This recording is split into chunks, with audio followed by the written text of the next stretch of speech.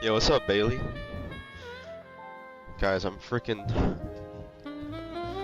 actually so sick, bro. What's up, guys? I have a lot of mucus and shit, and I've been fucking. I was sick all week too, bro. It's bad. And for some reason, I think this is related to, but when I'm sick and I fart, the farts smell like really bad too. I don't know if it's like the toxins coming out or something. How'd you get sick? I don't know. It's always when I go to bed. When I go to bed, I think I'm like, I don't know. When I go to bed, I'm like, I had a bad sore throat last night and the night before. It like comes back at night, and I had a lot of mucus, and I went to the bathroom this morning, and I just did a snot rocket straight to my sink. And you know when your mucus is like super like brown and green, bro, all that shit just came out.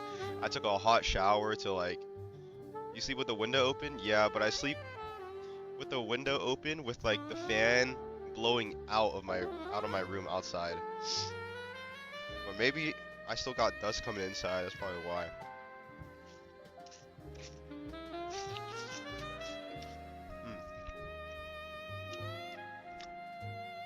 So I made myself some soup and shit. And not even, I guess it's soup. I just got chicken and rice. And I just poured a shit ton of bone broth in the fucking bowl. And I microwaved it for like 5 minutes. I'm pretty sure that's like soup, right? That's literally just chicken, that's chicken soup, no? I don't know, it works. I guess. Listen though. That's all I have, bro. Look at all the ginger chews on my fucking desk too. Like all the wrappers. I just been chewing on these all night. But low-key, this is not a bad method. I didn't have soup. I was like, I have bone broth. And I have chicken and rice, so I just threw it, I just mixed it all in a bowl.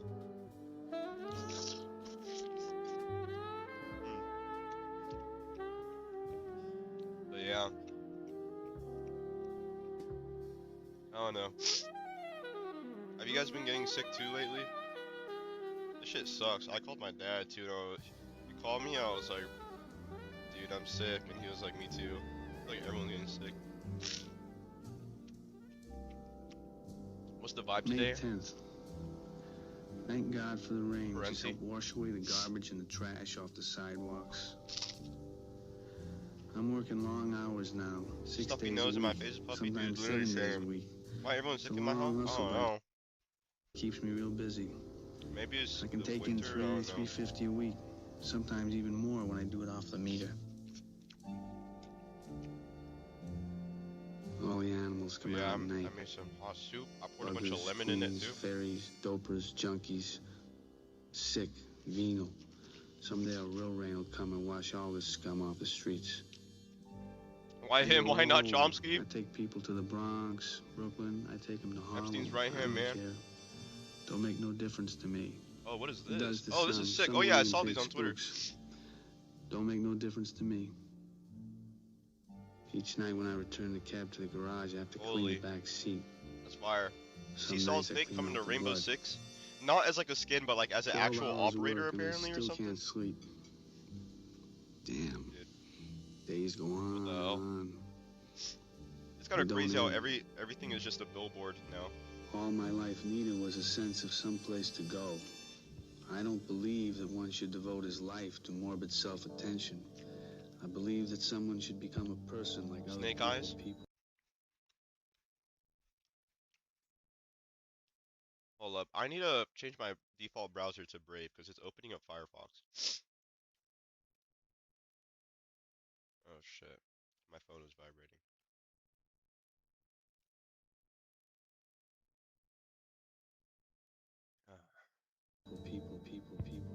mom's calling me. Hold up. I'm asking her to buy chicken soup.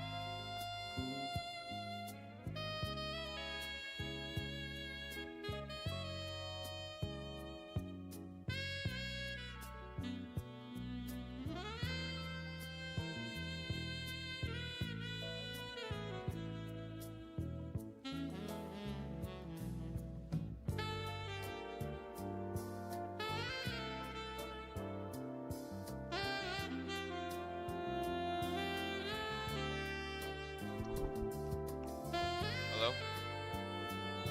Anyways, yeah. What you guys been up to, though? You guys been up to anything?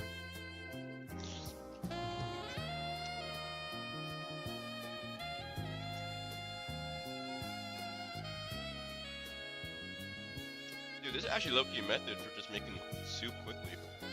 I don't see how this isn't soup.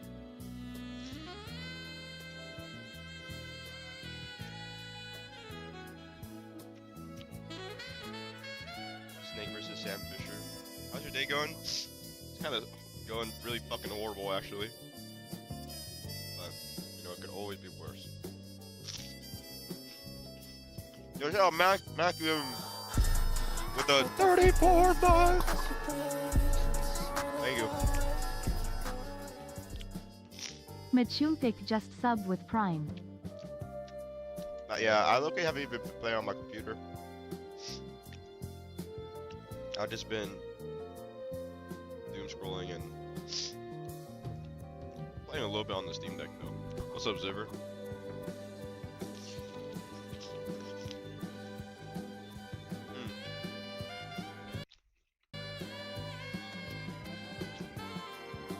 But yeah, bruh.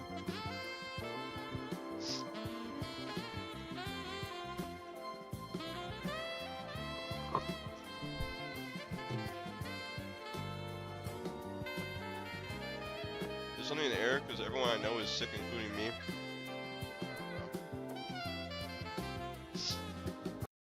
My throat was like really fucking. My throat was like really bad. I mean, 4 slices of pizza. I don't think I could eat that if I'm sick. Because the cheese, it like inflames you.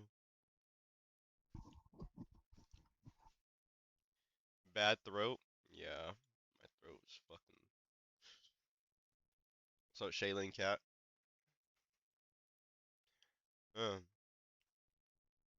My throat good. I wanted to watch some Parenti while I eat. I didn't even want to stream right now. That's low-key what I've been doing, is like I haven't even been starting stream to start stream. I low-key just been eating and then just watching YouTube videos. I'm like, you know what, I might as well just stream while I watch YouTube videos. Fuck. At least.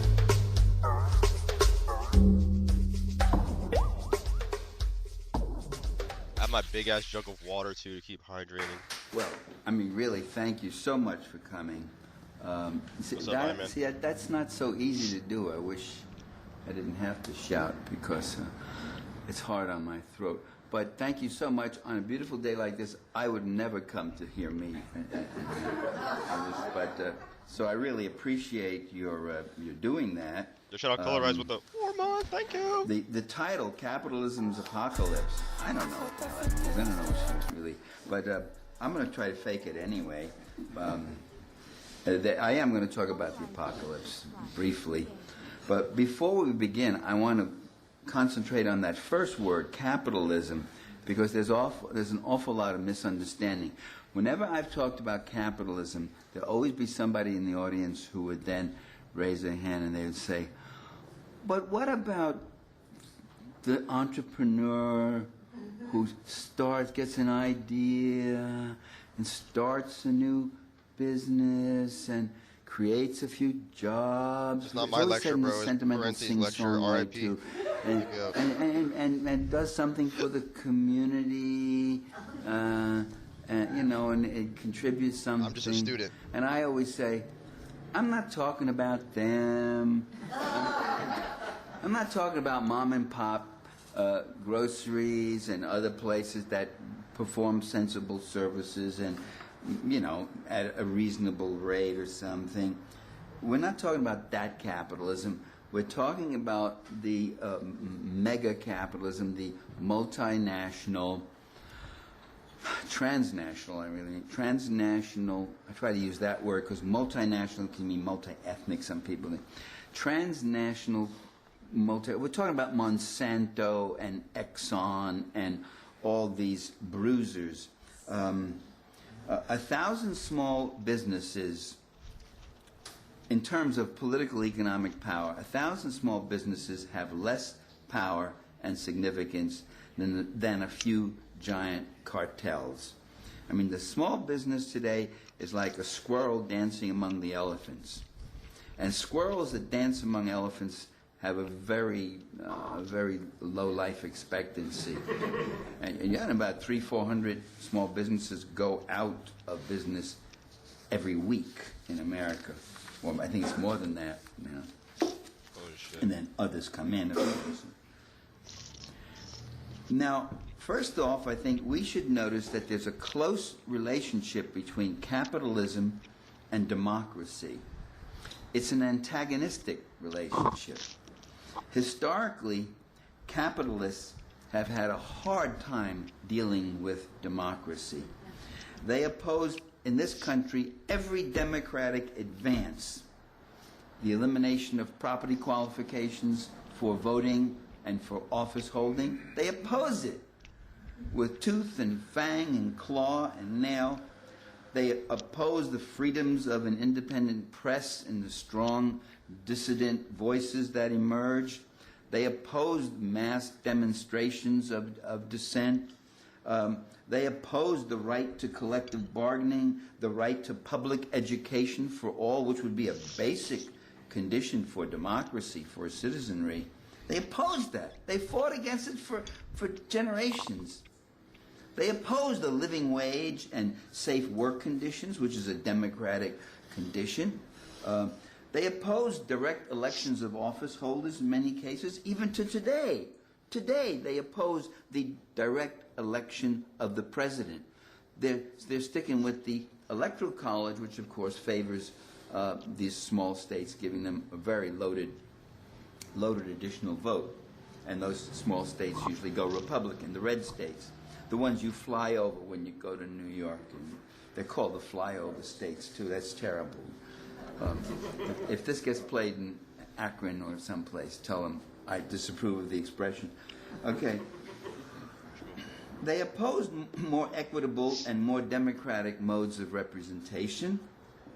They opposed proportional representation. They've gotten a good deal of proportional representation undone in Italy, getting rid of then the whole multi-party social democracy, and so you've got these two left of center, right of center parties, and it begins to resemble the American alignment in terms of how politics go.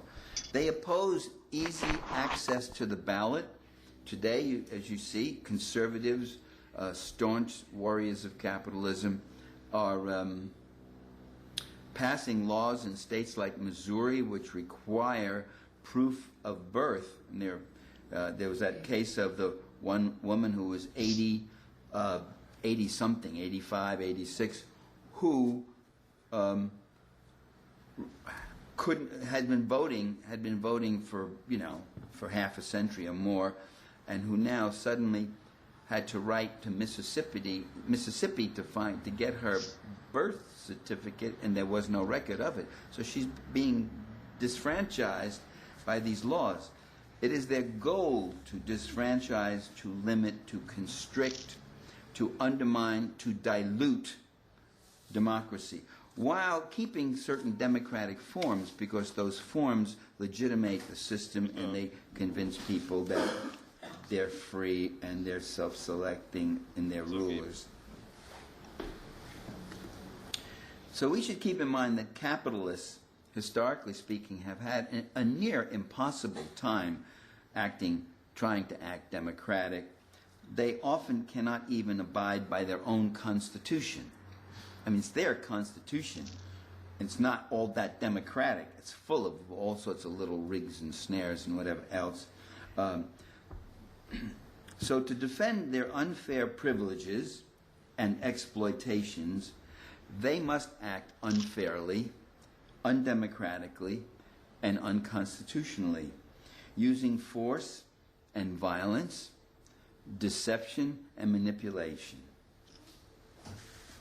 You know, Eugene Victor Debs, the great American labor leader we know, socialist, he became aware of some of this when he was thrown in jail for struggling for the rights of working people. I mean, there he was, you know, if you ever been roughed up and thrown in jail, you have time in jail, you could feel the bruise, or the cop hit me here, oh, he hit me here, oh, and so you're sitting there and you're feeling your aches and knocks. I speak from experience on 2 occasions. And it really gets you thinking about the democracy that you live in. You know, you say, Jesus, what a democracy. God, thank God for American democracy. Jeez. And Debs, thrown in jail for struggling for the rights of working people, he came to the conclusion that the state was not a neutral arbiter. That's funny. Well, here's a dispute between 2 private interests, capital and labor, the owners of this factory and the people who work in the factory. There's 2 private interests. Why does the state come down so heavily on the side of one particular private interest? Why does it come down on the side of capital at such a cost to labor and with such brutality? So Debs came to the realization, as just a regular trade union leader who was trying to organize unions to get people a little more pay, better pay and all that, Debs come to the conclusion that capitalism was not just an economic system, but it was a whole social order that rigged the rules in its favor. And with that realization, of course, he was transforming himself from a labor leader to a socialist leader, while still being a labor leader. They're not mutually exclusive, of course.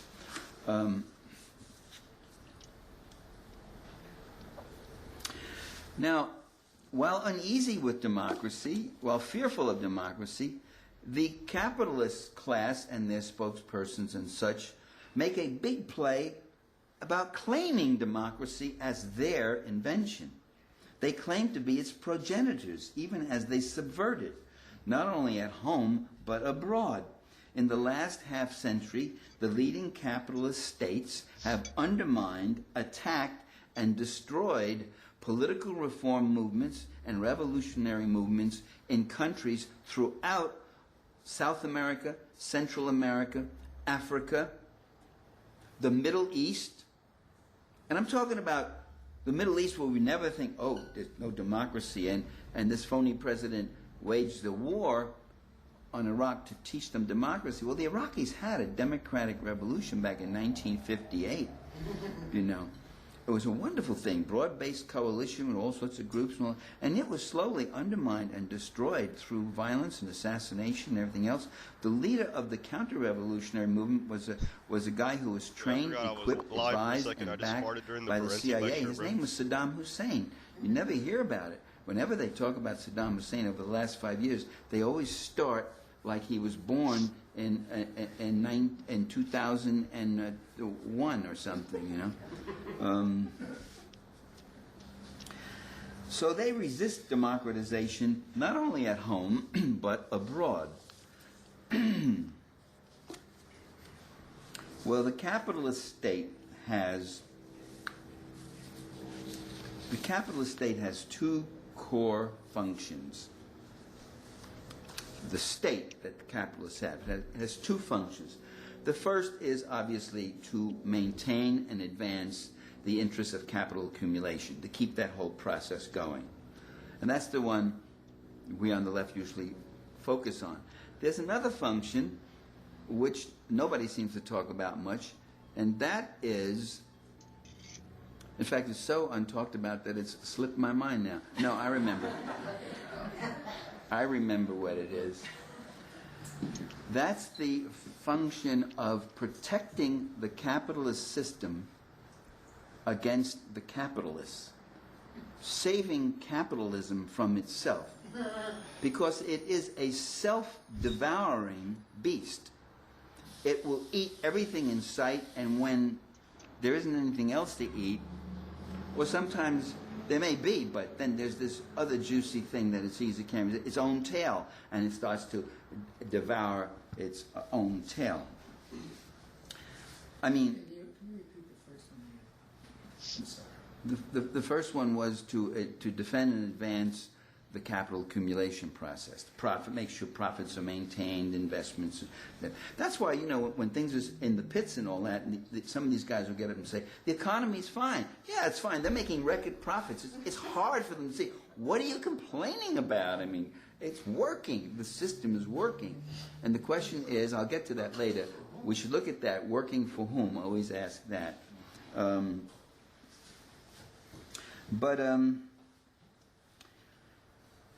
There's a number of Latin American countries where you had near meltdowns. Brazil, remember that? I think Chile for a while. I mean, the most notably one in the late 90s was Argentina, where the whole thing went. That was a failure of the capitalist state to rein in the capitalists. They will go and they will plunder and they will pillage their own.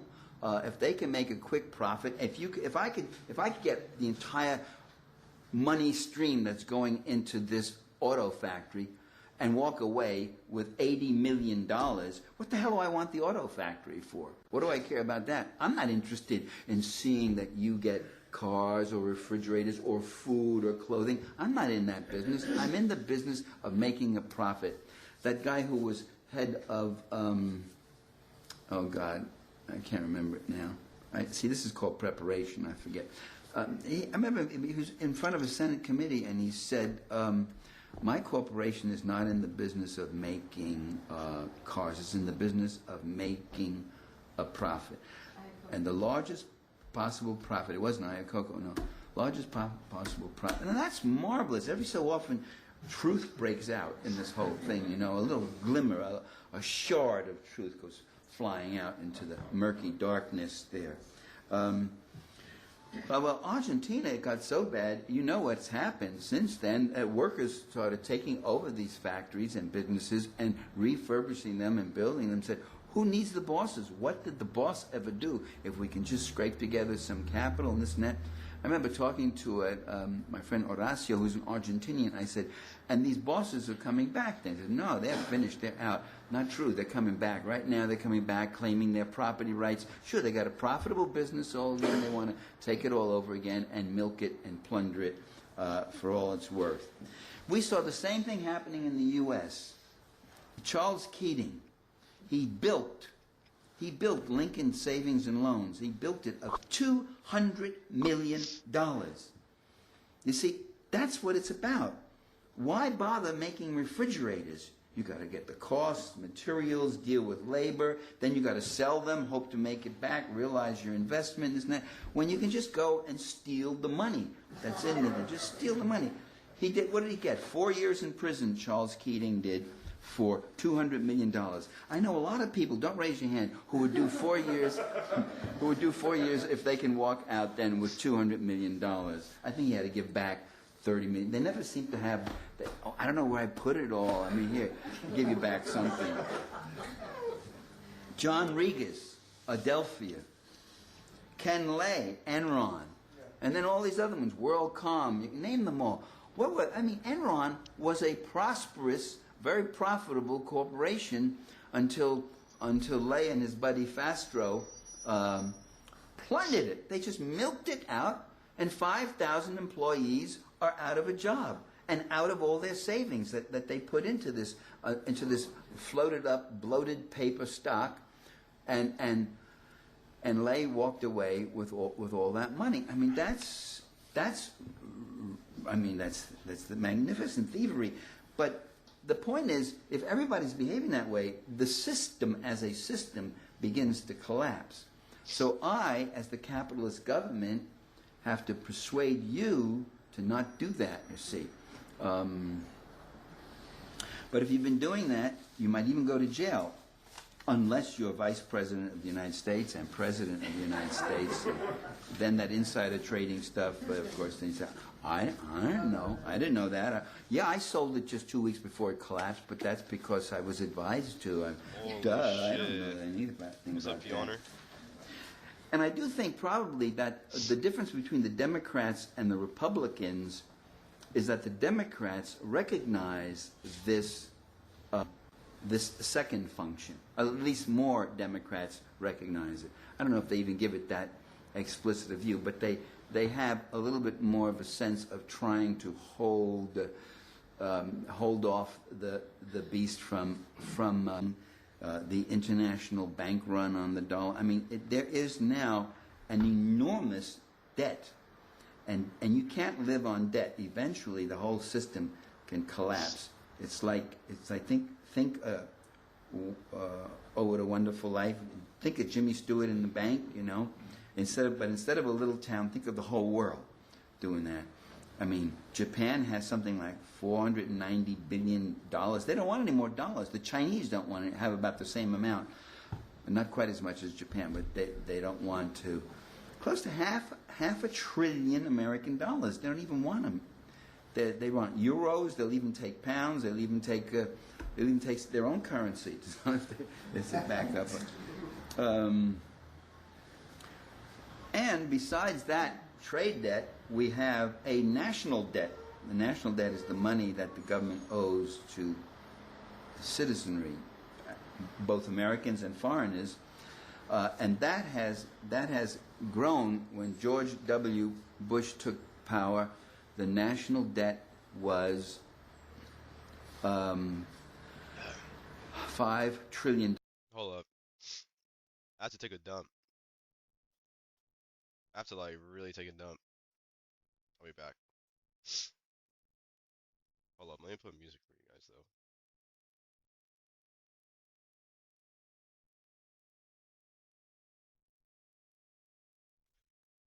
Alright, BRB.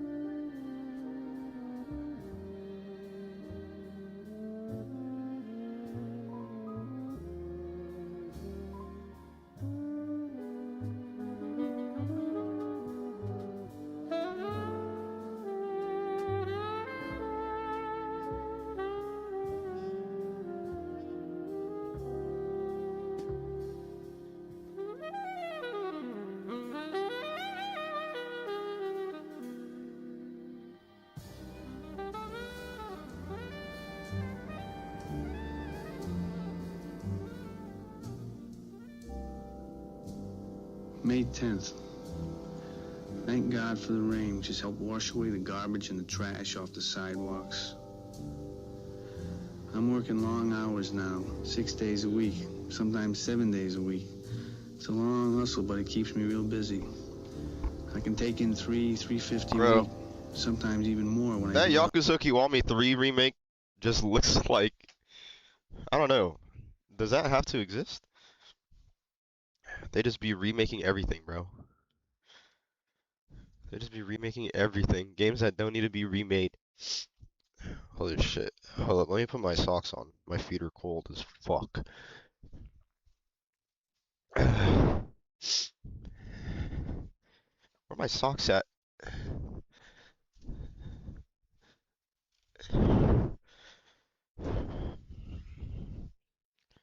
How you get sick? I think it's because I sleep with my window open at night. That's probably why, because it's at night. It's at night when I start feeling sick. It's now, as of this January, it will be You on the toilet? Wait, what's this? Hey, hey, mute your motherfucking mic, boy. Bro, I wish I could get Fortnite on Steam Deck, but like multiplayer games, they're like none of them work on the Steam Deck because you need like Linux doesn't support the anti-cheat. So, dude, if they find a way to do that, and I don't want to download Windows on my Steam Deck. You got evil sickness demons coming in your window, you play dangerous. I woke up with a sore throat today. I think I slept with the window. Yeah. I just been eating a shit ton of these though. But I don't know. I don't want to eat too many. Because I already had too many. $10 trillion. He managed to double it. The conservatives have discovered that the national debt is a very wonderful way of dampening spending on human services. It's also a marvelous way of undermining the federal government's ability to perform any functions for us. And it's also a means of privatizing the federal Drink a lot budget. of water. The greater chunk of this budget that goes to just servicing this debt, the less money you have for anything else. So what you're doing is every time you're paying, every tax dollar you pay in, a larger and larger portion of it is simply being cut off and then put into the pockets of rich private creditors. So the government has for years now been borrowing money from the people they should be taxing. Meanwhile, cutting the taxes of those very same people so that they'll have even more money to borrow to the government. And all of this we pay for. We pay for that. That's the way the system goes.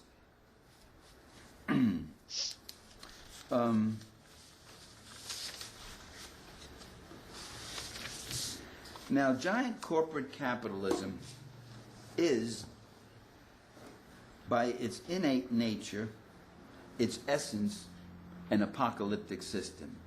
It is, when left purely to its own devices. The essence of capitalism is the transformation of living nature into commodities, and commodities into dead capital, into just so many numbers in the book. I mean, where is Bill Gates' $50 billion? Where is it? Does he keep it in his mattress? Does he it's a lot of numbers. It's numbers in stocks and numbers in bonds and numbers in funds of various kinds, and a lot of it may be in investments of other businesses and things like that. So capitalism, while it's doing that, while it's transforming living nature into dead capital, is also foisting its diseconomies and toxicities upon the general public and the natural environment. I remember years ago in 1971 when I was teaching at the University of Vermont, I announced that the environmental movement is potentially subversive of capitalism. And I remember a couple of colleagues saying, you're getting carried away and don't, where are you going with that, and blah, blah, blah, that sort of thing. But I think it's true. And by the way, it's not true that the corporate class has ignored the environmental problem. Quite the contrary. They have vehemently and strenuously attacked it. They've attacked the environmental movement, calling them tree huggers and eco-Gestapo and this and that and all sorts of names like that. And have remained studiously hostile to it. Capitalism is a force not of eros but of thanatos. Is that how you pronounce it? In German it would be thanatos, but in English we say thanatos, right? Now, from Greek mythology, the two forces in life is the force of life and love, that's eros, and then there's the force of death, and that's thanatos. And I think Freud and others have reduced those to personal individual drives or instincts. We have a life instinct, but we have he's got a death instinct. You hear things like that when people pretend to, as if we really know what motivates other people at the psychological level. In most cases, we don't.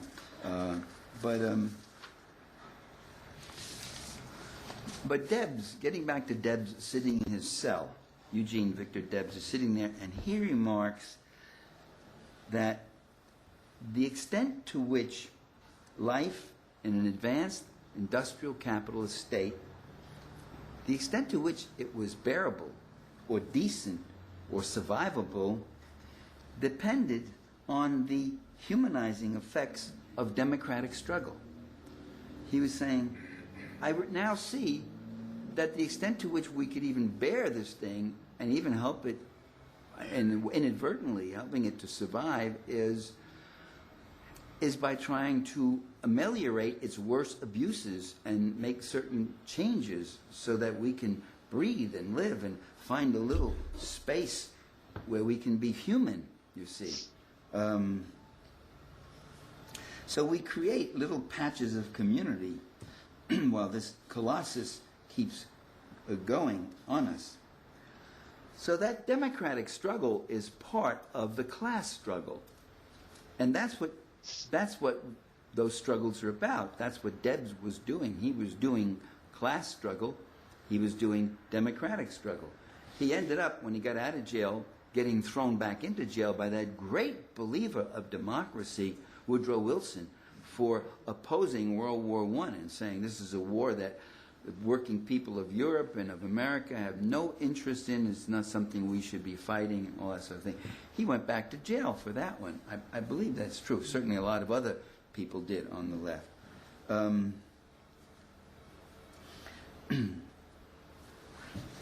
So that class struggle and democratic struggle imposes restrictions. It forces some reforms and has restraints. What's up? But that's about it. Okay. Well, is capitalism a successful system? I mean, they've been crowing, ever since 1991, too, with the overthrow of the Soviet Union. They've been crowing about capitalism is the successful system, is the system that delivers the goods. It's brought us all this good life. Is it a successful system? I would argue yes and no, depending upon what is your position in the social order. You tend to see social reality according to the position you occupy in the social structure. And not only tend to see, it's not just a perceptual thing, it's also an actual material reality. Let's start with the capitalist leaders, those who are both state leaders, those who are rich, among the richest up there in that top fraction of 1%. It's not the top 1 or 2%. It's about 0.04 of 1% really owns the lion's share, most of what's going on. And they're the ones who make this enormous wealth.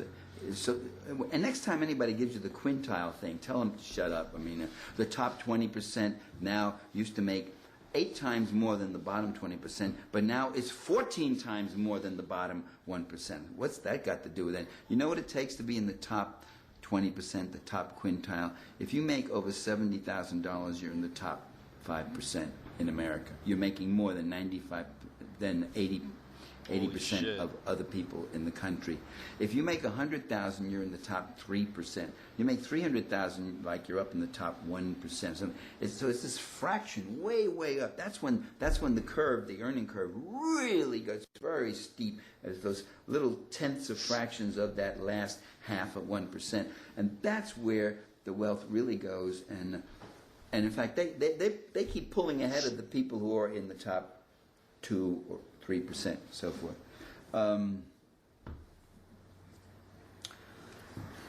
All right, George W. Bush is one of those people. And in August of 2008, which is still this month, the House Speaker, Nancy Pelosi, came out with a statement. It's about time she actually said something shout out, confrontational Rahabi and with the partisan. Thank She you. said George Bush is a failure in all of his policies. He's just a failure. I disagree. I think George Bush is a smashing success in almost every area.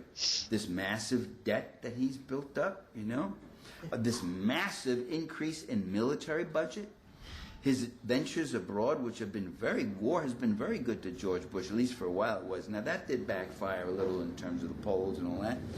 The massive shift in the tax burden, that's massively been shifted from that top group. The undoing of the real estate tax, which they called the death tax, which by the way, the tax did not apply to anybody who made $2 million or less, who had $2 million in wealth or less. And the tax was very progressive. It really got heavy for the very, very rich.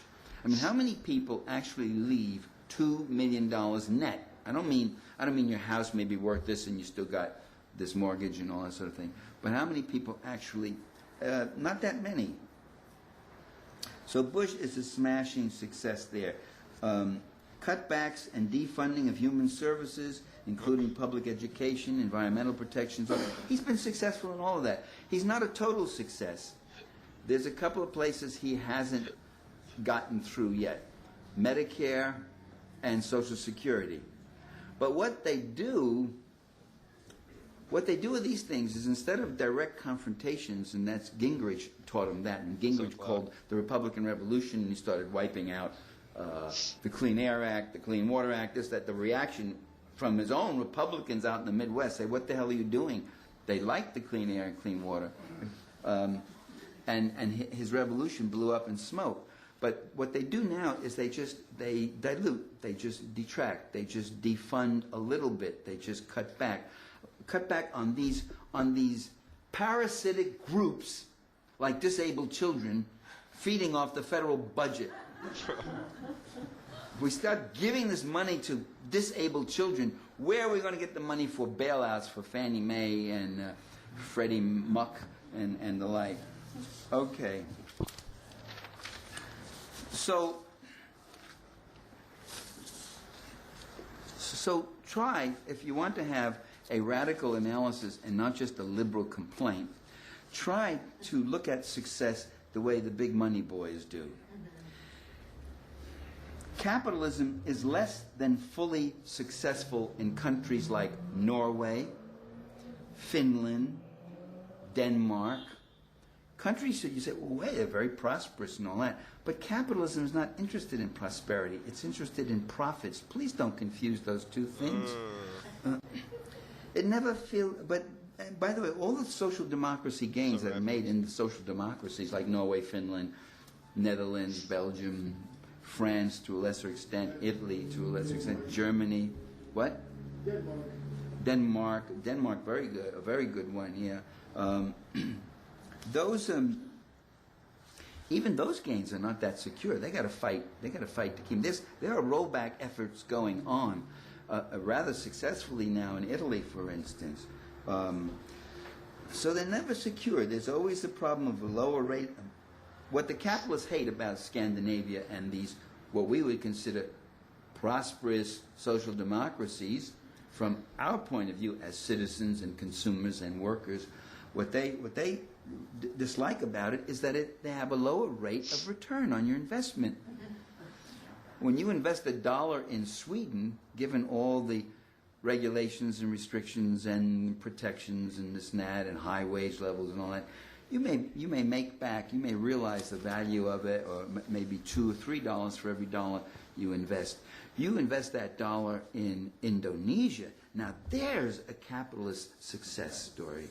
And your return is more like $11 or $12 per dollar, you see. It's the difference between having to pay a worker $15 an hour, plus benefits, plus paid leave, plus this and that, plus environmental costs and protections and all that. And in another country, none of those. You don't have to pay any of those things, and you pay the worker 18 cents an hour. 18 cents instead of $18. Okay, so that's where success lies. Indonesia, Nigeria, Colombia. Andrej Vlitic, an interesting guy, almost unknown by most people. He's interesting. He writes about Micronesia.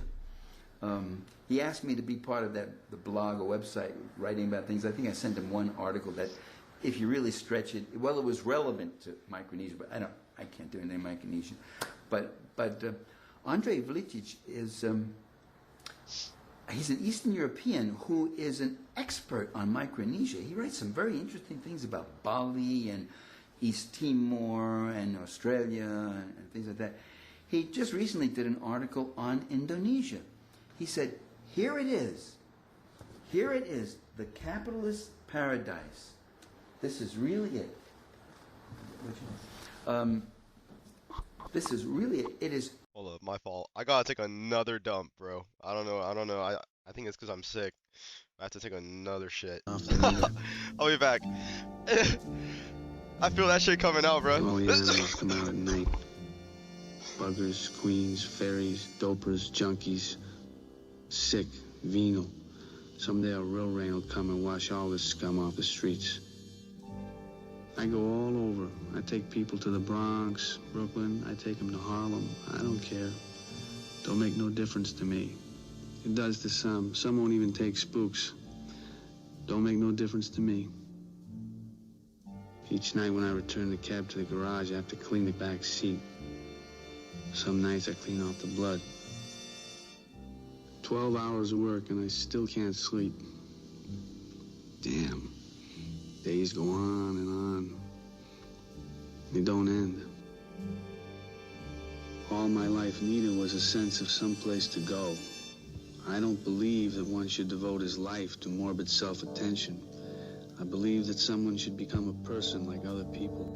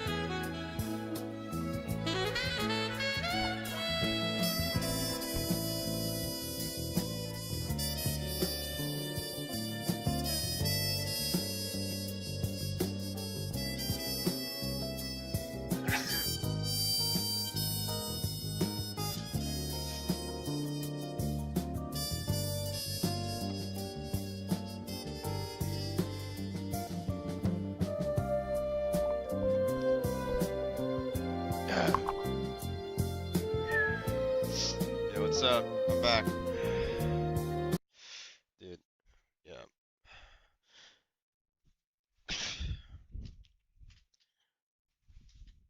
I'm so sick, bro. It fucking sucks.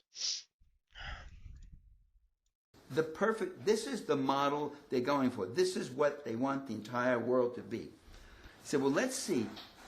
Let's look at the things they do the best. They produce commodities. He said, in the last few months, I bought 2 DVD players, both of which broke.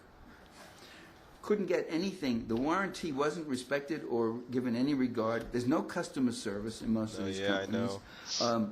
We tried to hire or rent something, and something else happened. The wrong thing came, and he keeps talking about these utter nightmare things that, while they may happen to us once in a while, were happening to him all the time. He said, Indonesia is a totally dysfunctional society. The water, he said, the water has been privatized. I do need one of those. And most of the water that people drink is terrible in its quality. He said, the air is terrible. He said they have abolished all public health services, pretty much. And he said, all that happens is that Indonesians don't live as long as people in other places. They have a low rate. The rich in Indonesia, the rich live very well. They have sumptuous places. They have the best of everything, most of it flown in and imported. They have regiments of servants and workers and assistants who they pay practically nothing, some of whom are working for a bowl of gruel a day or whatever, or as I said, 18 or 14 cents an hour. I think it's down to 12 cents an hour. They want to really do nothing. He says rampant crime, terrible poverty, chaotic auto traffic, no environmental protections. That's terrible. So that's the model. That is the success. That's the success they're looking for. Remember that. So capitalism makes a claim not only to democracy, but also to prosperity. But that's not true, as I've just been saying. The goal is private wealth for the few and public poverty for the many. To the extent that there is prosperity, it's because of, as Debs thought of it in prison, it's because of our struggle to create a minimum wage law, child labor law, Social Security, better wages and such, and there we are. But their goal is the opposite, is really to create poverty, because the poorer and hungrier you are, the harder you will work for less. I mean, why is it you won't work for 18 cents an hour or 14 cents an hour the way the Indonesians do? Is it because we Americans are just so much more self-respecting? We wouldn't consider it? No, it's because we're at a stage of historical struggle where we don't have to. But that goal is to get us back to 1900, because in 1900 we did work for pennies an hour. The U.S., half a century before the term was invented, the U.S. was a third world country.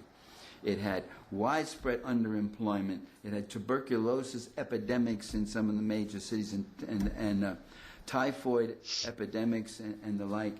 It had all sorts of desperation. No public health, no public education. Well, limited public education in some areas, only up to grade school and such. And that's what they're trying to get back to. Now, let me just say that the reactionaries in the Republican Party have enjoyed over the last 30 years a remarkable success.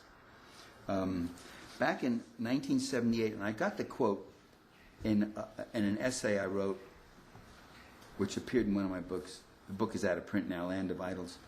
But it was a group of plutocrats meeting and coming out and saying, this has got to stop. I mean, giving word to Jimmy Carter, who was president at the time, this has got to stop. I mean, where's it going to end? You guys got this game, this, that, the other thing. We're going to end up being a social democracy. I found it fascinating that he used the term. Fast forward 30 years. There was an article recently, and of course, this morning I started looking for it in the piles of paper, and I couldn't find it. It'll resurface again. It does about every 3-4 months or something like that. An article I clipped from the New Yorker dealing with the question that the GOP is having problems, which is they're getting a shortage of issues. They don't quite know where to attack anymore. And as one of them said, you know, we've achieved our goal, which was to prevent the United States from becoming a social democracy. He used the term again. These guys know what they're doing. They know what they're doing. This is not an analysis I'm superimposing on it. It's what they themselves think about and work on. And they have scripted, they have perfectly scripted and ideologized their approaches to things. Just take that Saddleback, was it a debate? What would you call it? Where Obama and McCain were there, event, and the questions that were being asked. At one point, the evangelical minister says, Senator Obama, if you were president, who, he didn't say if you were president, he said, who on the Supreme Court would you wish was not on the Supreme Court? And there was some little laugh, and Obama goes, oh, well, you know, like, I don't want to be rude and all that. I think I would, he said, I think I would not want to see Clarence Thomas on the Supreme Court because he is not qualified. He's really not very qualified. That's a bullshit answer. Ooh, cut that. Let's do it again. That's a terrible answer. Take 2, 4, 3, 1. That's a ridiculous answer. It's not that Thomas isn't qualified. It's that he's a reactionary. He's the worst reactionary on the court. He's even worse than Scalia on a few of the criminal law decisions, you know. And that's what you should say, but he doesn't want to be partisan. He's saying, I wouldn't want him on the court because he's really not qualified, you know.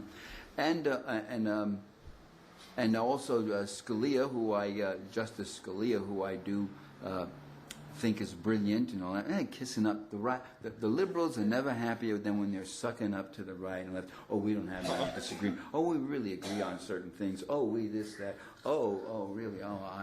Oh, we'll reach across the aisle to you and all that. You don't hear the right wingers doing that at all. They kind of just look.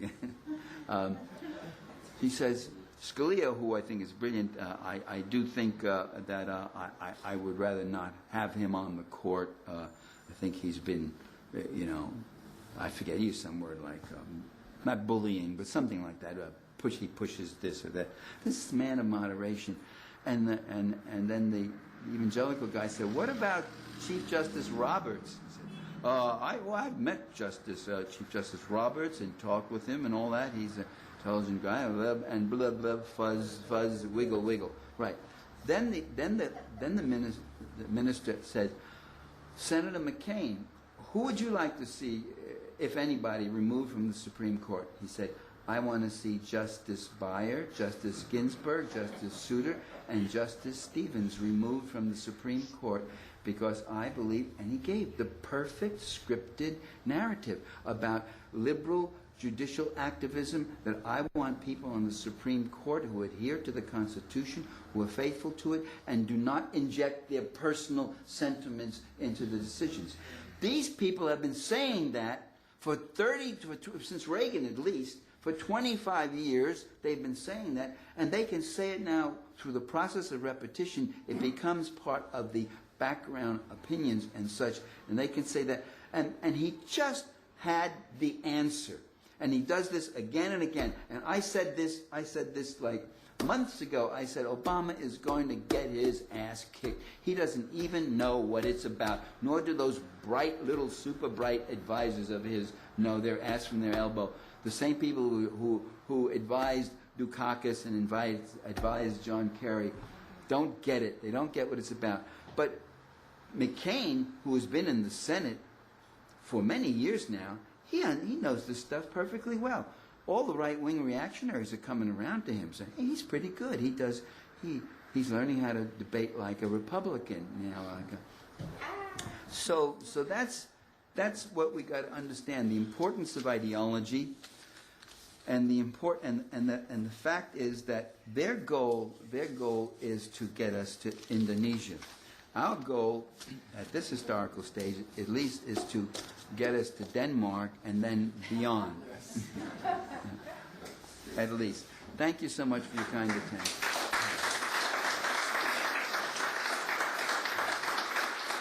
Well,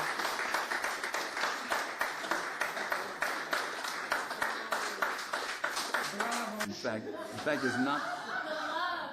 It's non-existent. This is a fundraiser. Sorry, You got them in. They paid at the door, didn't they? We don't have to do anything. Oh, all right. All right. One or two questions, sure. I don't answer that question. I'm sick of that. I've had 20 years of people, and then I get whacked. No matter what answer I give, I get whacked from somebody. How could you possibly not vote for? How could you possibly vote? How could you possibly? Yeah. Yeah. So you said Obama's people don't get it. If Obama's people aren't getting it, how are the rest of us going to be getting it? You came here today. That's your first little tiny step. Your first big giant step. You got it. You got it right now. This is, by the way, this is Susan Gallimore, who has a show, and one of these are your microphones, right? Oh, you're over there. 18 cents Right. an hour. Well, you could have put it a lot closer. You know. Not too late now, anyway. But R.I.P. she does a radio show and radio interviews on where is it? Stanford, KZSU. At Stanford KZSU, and does good work. You know, we have these little pockets of light there and all. So is that the end of my answer? What's that? How do we? Well, I'm just saying, I mean, it's as though, you know, there's this, if you pay attention to what's going on, you get it.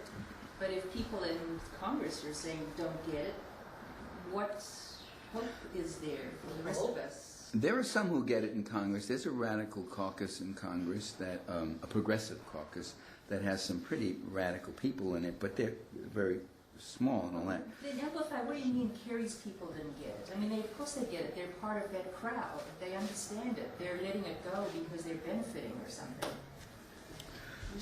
No, I think they simply don't understand the nature of the conflict. The Republicans 30 years ago understood that they are going to have to change the whole universe of discourse. Back in the 40s, to be a liberal was quite okay. Tom Dewey, who was governor of New York and became the Republican candidate for president against Franklin Roosevelt. Truman in 44, but didn't he run also in 40? No, that was Wilkie. Wilkie in 40, right. Okay, Dewey ran against Truman in 44. In 44. 48, okay, 48, right. Yeah, we got it now, finally. And Wilkie was 44. shout out Civic with the Lordy Moss, thank you. Okay. Holy He shit. made a statement. He said, well, they want party realignment. And by the way, that was always a favorite political science line. We need party realignment. Because the parties were rather distorted. You had, in Vermont, you had Republicans like Senator Prouty who were populists and progressives. And in Mississippi, you had some Democrats sometimes who were reactionaries or whatever. And you had all sorts of peoples mixed up and splits and all that. And Dewey said, yeah, if we put all the liberals in one party and all the conservatives in another party, then the liberals would win all the elections. Well, you know, it's happened. It really has happened now. There are very few, anybody could be called a liberal in the Republican Party. It's the alignment. The alignment is very conservative. But they're winning elections. It's a different universe of discourse today, where people are even afraid to even call themselves a liberal. They've been pulverized and battered. And all the time they've been battered, they haven't hit back. They haven't made an analysis. They have, of course, and I don't forget, the right wing also controls the media, pretty much the media. The media, no matter how liberal that media is, will never go across that last line. They will never say that capitalism is working well in Indonesia. They will never say that. They'll say, well, it's a mess, isn't it? Or they will never say that George Bush has had a successful administration. If it's Bill Moyers or whoever the guys are, they'll all tell you what a terrible mess it is, and isn't it time we get rid of him, and that's that. So what is it that we have to get? What is it? What? That we have to get. Ask her. I don't know. She's got a problem.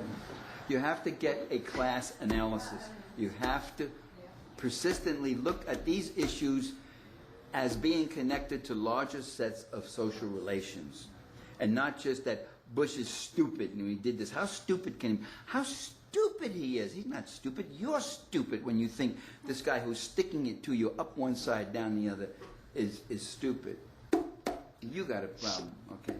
But that's why I brought you all here today, to solve this problem.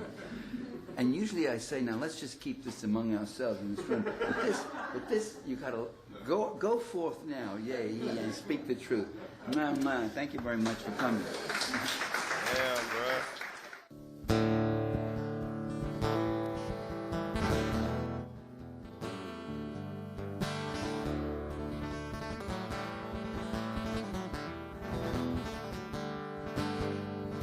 That last line really hit. That's like, The likelihood was clear, the future was coming, and now it's here. They had to fix the levees, otherwise they'd break. On one side was the city of it's like Bullet the was same shit that lake. people do with It Trump. was in Like, the daily papers in bold letters. the reason was we're the in this written mess what is would because happen. Trump is When stupid the or big like one hit. incompetent or whatever the But fuck. every year When they it's cut like, the funding, just actually, a little he's more like so they could give really it to good the if you're a army fucking, to fight their oil if you're part of the war. ruling class. Like, he's completely National competent if Geographic and the Times you Picayune, benefit they from that. forecast the apocalypse. Said So it it's was just the coming fucking, soon. it's just the class Preparations relation. must be made, they said. Now is the That's time. crazy, It was actually. years ago they shouted. Inaction was a He's crime. really good They if said you're the a dikes fucking must be improved, multi-billionaire. and the wetlands must be saved. It's like But completely Washington competent. decided instead they should be paved. Cause malls were more important than people's lives. That's So like the put some result of gold like dust in blaming, your eyes and hope no storm arrives. like having like heroes and villains, New Orleans, like seeing it as like a heroes and villains type of thing. New Orleans. Yeah, bro. It's just all to serve class interests. Years and years of warning, no evacuation plan. It was just the waters rose. Get out if you can. There were no buses. No one chartered any trains. There was no plan to rescue all of those who would remain. All the people with no money. All the people with no wheels. All of those who couldn't hotwire one that they could steal. Thousands and thousands of people abandoned by the state, abandoned by their country, just left to meet their fate. New Orleans, New Orleans, New Orleans. If we keep on like trying to point fingers at like villains or like evil villains, it kind of just like mystifies the whole fucking, the whole everything. And the people died. Then they I don't know. died some more. They drowned inside their attics. I was An low-key army of debating with toil. someone on An army of the in destitute chat who yesterday couldn't last get night away. when we were talking about And like the social world will democracy and remember like those sad how and awful capitalism days kind of when just people needs shouted from like their houses. regulation and stuff like Down that, among and I their kept on roofs when bringing up people like the came to U.S. find them. They were turned and back by the troops. They died basically there their with argument no was kind of water. like, They oh well, died like you there know in the the U.S. heat. is They evil, were we shot could down use by other the examples, soldiers and it's like trying to find some food to eat. it's like they're not, it's not like they're just innate New evils and like they're superheroes where New like, oh, this one's good, this one's bad. Like it's just the Now the city is in ruins. A inevitable massive toxic outcome sea scattered like, through the nation. Half a capitalism's million refugees. interest. Here we are in the I don't know. richest country on the earth, where the color of your skin determines what your life is worth, where oil is the king, where global warming is ignored, where the very end of life is the place we're heading towards, where it's Like, more it's than not like just a- a metaphor, the flooding of the dike. And if we don't It's not like a stop this superhero now, thing the where we're like, whole oh, well, this world country's will evil, be this one's like good, this one's bad. It's just like, New Orleans, New Orleans, that's just the, New Orleans, it's just capitalism. That's crazy. New Orleans, New Orleans. This was posted 4 days ago. Orleans. Holy early.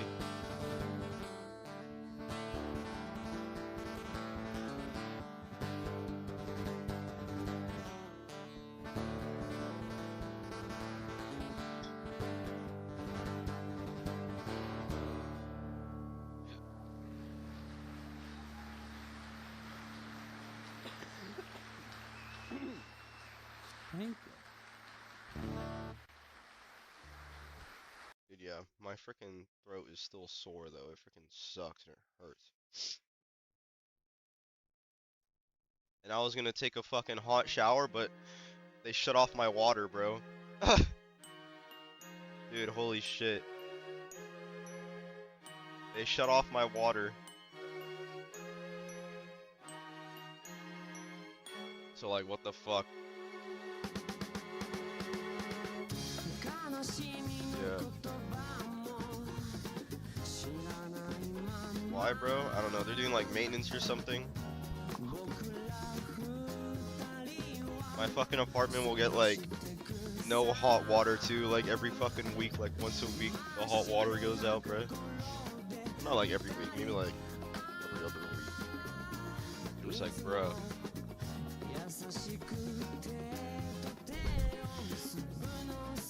Can you guys hear how nasally my freaking nose is?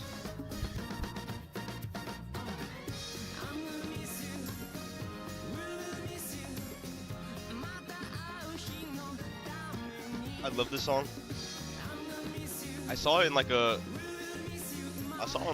edit. I Shazammed it. You've been drinking tea? No, I don't like tea. Tea is nasty. I've been drinking a shit ton of water though.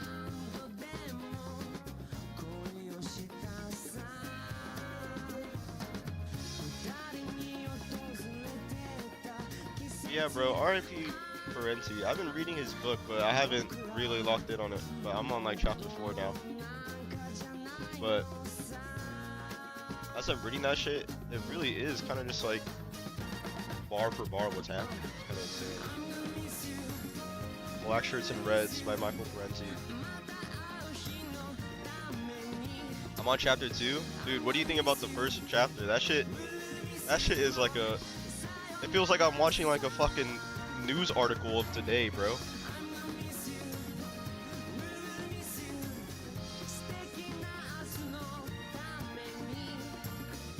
No, I haven't finished GTA.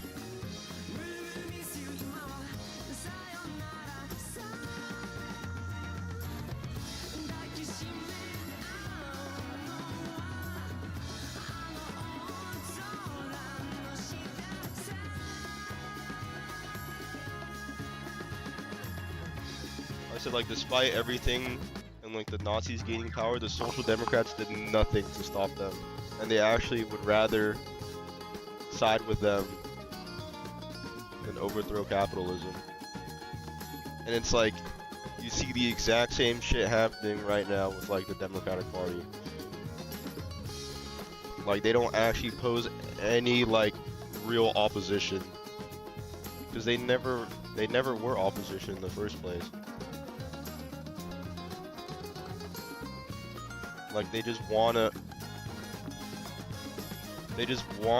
It's literally what Parenti said. It said, like, what the Democrats really do is, like, it's just a way to, like, hold back the beast from, like, consuming itself. But they want to make sure the beast still exists, though.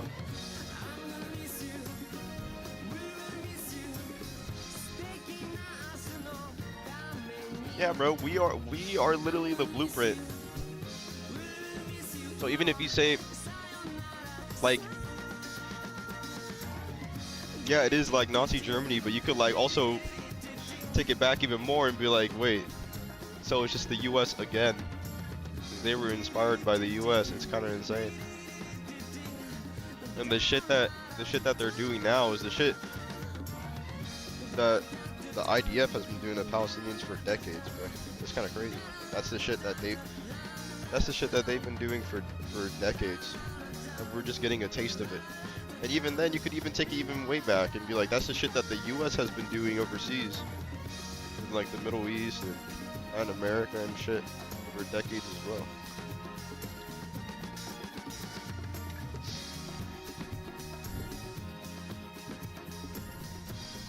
Yeah, bro.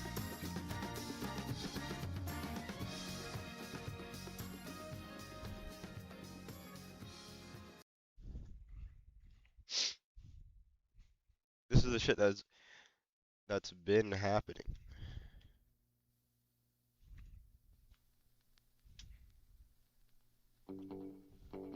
I finally got a Steam Deck? Oh, really? What are you gonna get on that? They've been planning to take over Palestine since the late 1800s. Yeah, bro. People think that the genocide started October 7th, whatever the fuck. I remember learning about that shit way back when I was like a freshman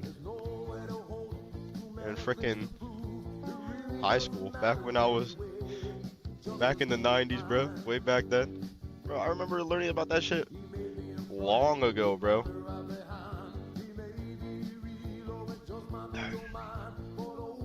That shit is not new.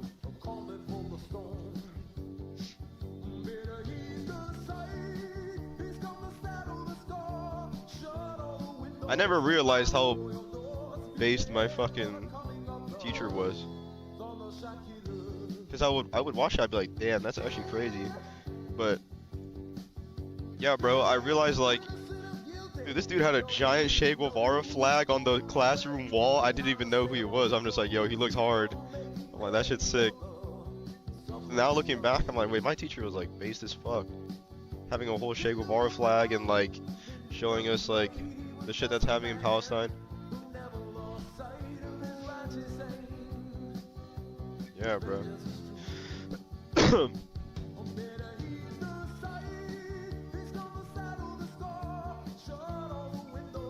Yeah. They would have fired, bro, where I'm from? Yeah. That's crazy.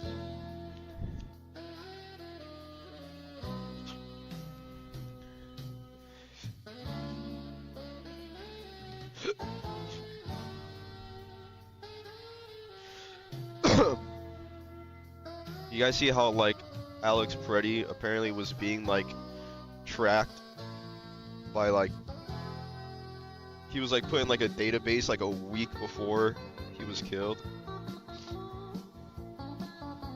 That's fucking insane. That's actually fucking insane. Like they were actively tracking him, so it's like they were just hunting him down, bro.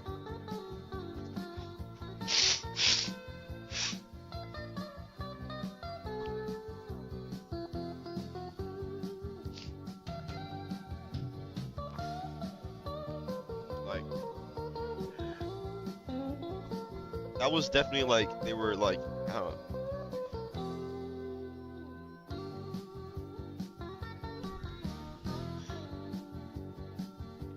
And I don't believe it's like an ICE officer that got like skittish and just like did that shit out of like being frightened or whatever. Like I feel like that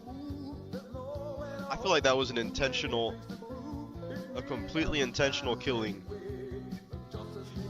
to be able to like intimidate people from arming themselves or showing some sort of like being an armed protest. Completely legally, by the way. It's just more of like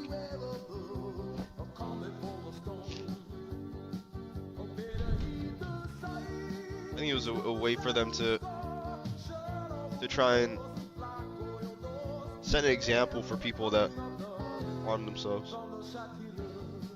Republicans being pro bearing arms, but suddenly it's the opposite. Yeah, bro, the switch up.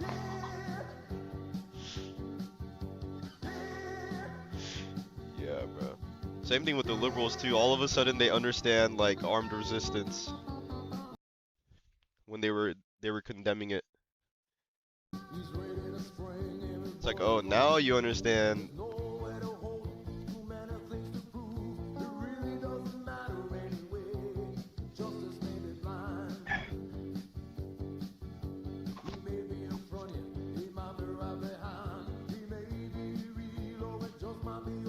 Yeah. Because that shit isn't even new to this country, bro. That's the shit that has been happening to black people. It's like, yeah, bro, now that white people are dying, it's like, oh, peaceful protest doesn't work. Yeah.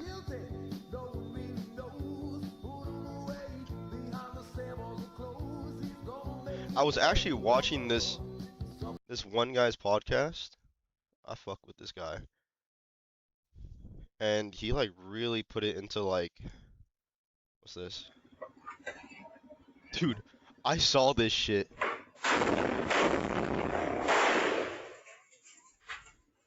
That shit did nothing. That was crazy. Nothing happened to that armored. Bro whipped out the RPG in flip-flops. That's crazy.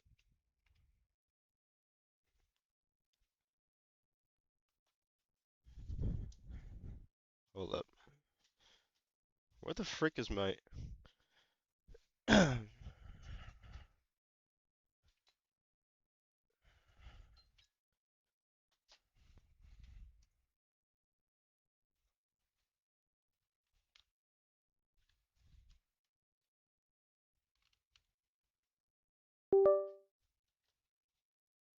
But yeah, bro.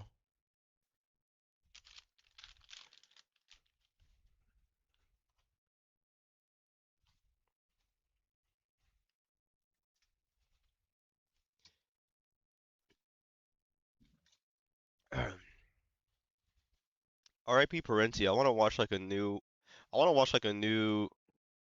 lecture like every day.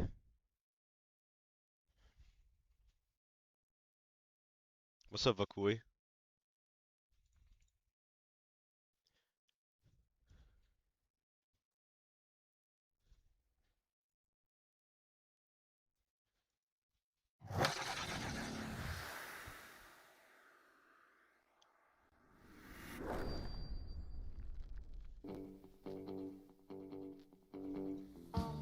But yeah, bro, that's the shit that like it happened. Once it happens to white people, now people are like starting to understand like, oh. And I think that's the shit that's been like, bro, I don't know, like Americans really are like selfish as fuck. Like, I think they're so desensitized to like seeing like brown people being killed that it's like it just seems normal to them.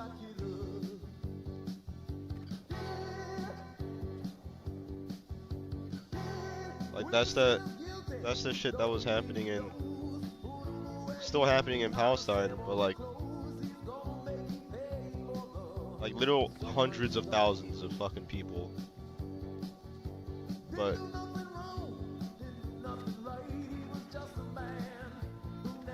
they don't even, yeah, Americans don't even like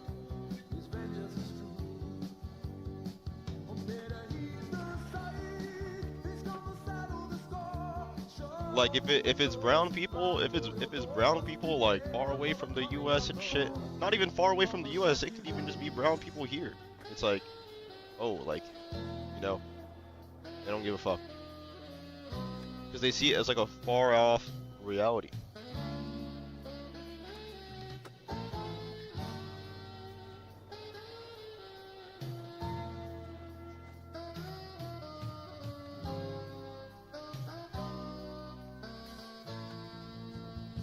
And I think it's like it's almost like super desensitized in the media and shit. That it's just seen as like normal.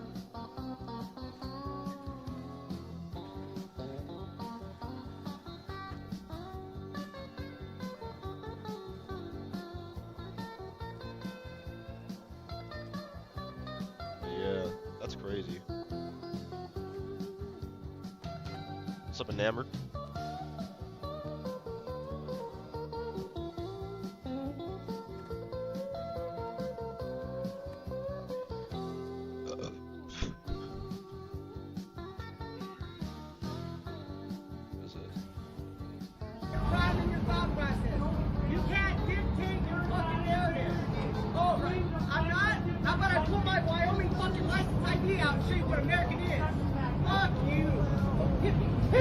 Hit me!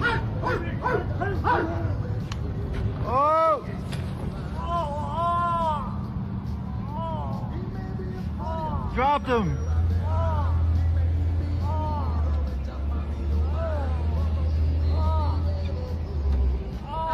Dropped my hat, didn't I? Yep. Shouldn't have pushed me. I didn't touch you, you motherfucker. Yep. I didn't touch you. Welcome to America.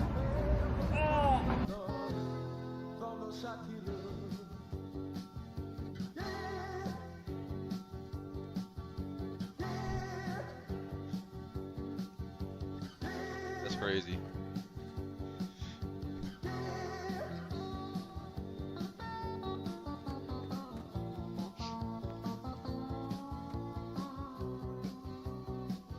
I felt like that. I felt like that speed holding back laugh gif when that shit happened. Ass or tits, feet.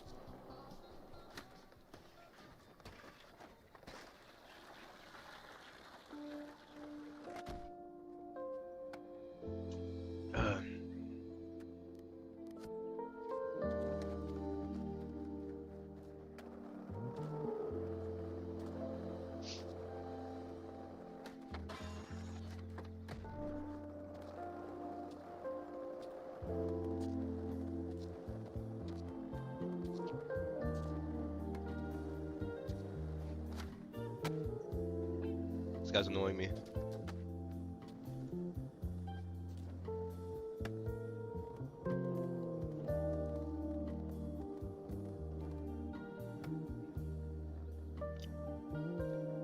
Me personally, I feel like you can still keep a moral line, but it's just like, yeah, I'm not gonna mourn someone's death, or I don't even think it sucks either. I'm just like, I don't really care. That's about it.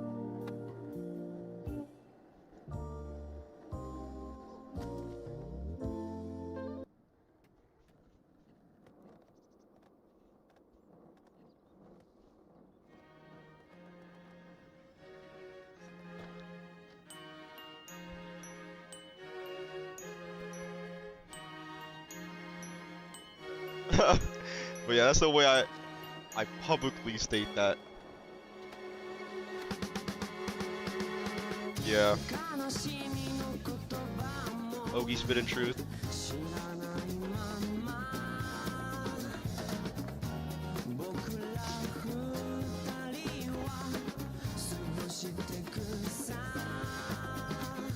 True though, why have a moral line for people who don't have it?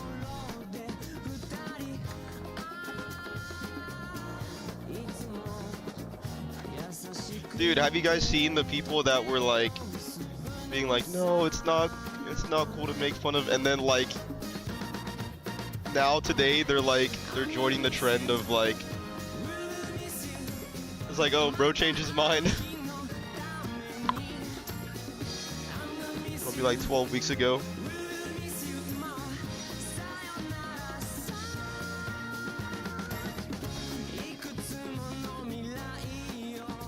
Yeah, bro, that's the shit. They'll try anything to justify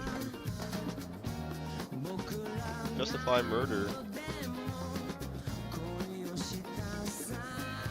That's the shit, bro.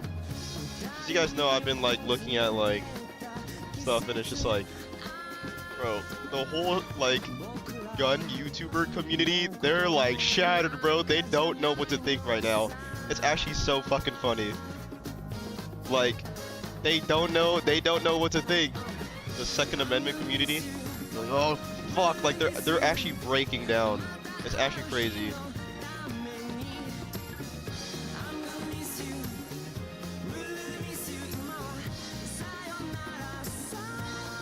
Hickok's video. Is it time for anarchy?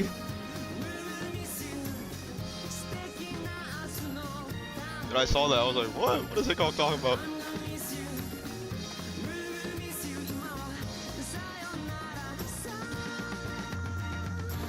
Like, how are you gonna be pro Second Amendment and then justify, oh well, it's cause you know why? Well, we all know why. But I feel like they think the Second Amendment is for like a hobby, like, oh, you can have guns, but you know, don't don't have it like that, you know. Like it's more of like a hobby to them, like some LARP shit. Like Second Amendment, but more in the use of like, okay, like dressing up in tactical gear and making YouTube videos in the desert with cool music and shit. Like, bro, that's not what it's for. Like, what do you think that shit is for? Just for LARPing? The gun is for LARPing and a hobby? Like it's a, I don't know, like it's a car, like a car hobby? That shit is not for hobby. For the fashion, yeah, bro.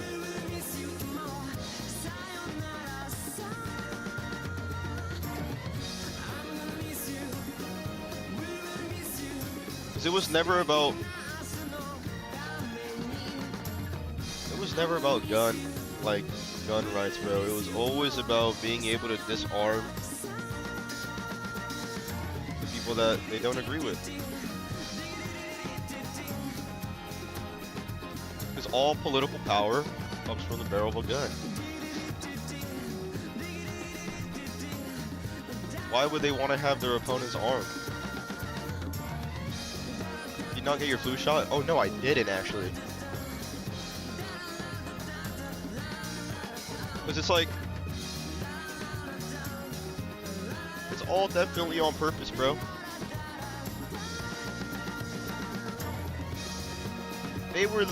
They are definitely, I believe this wholeheartedly that the Democratic Party played the good cop routine of disarming left-leaning people and pacifying them, while the right-wing Republicans were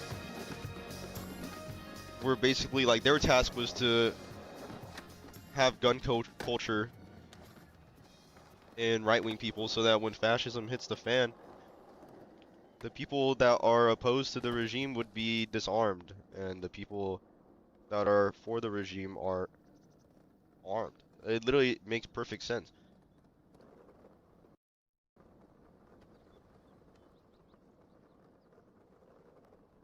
That's that shit that makes sense, cause like, bro,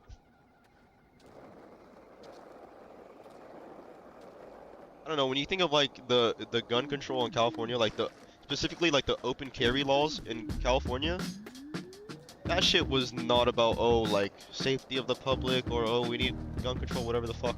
It was about disarming the Black Panther Party so that they didn't pose a threat to police.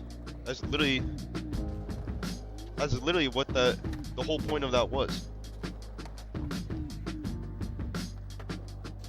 The Black Panther Party literally armed themselves to basically start cop watching, and they didn't fuck with that. And it was Ronald Reagan that put that shit in there to be like, oh no, what did he say? He was like, no one should have a gun. Like, no, we don't need a gun. You know what I mean? It's because left-leaning people had guns. When the minority arms themselves, all of a sudden it's a problem.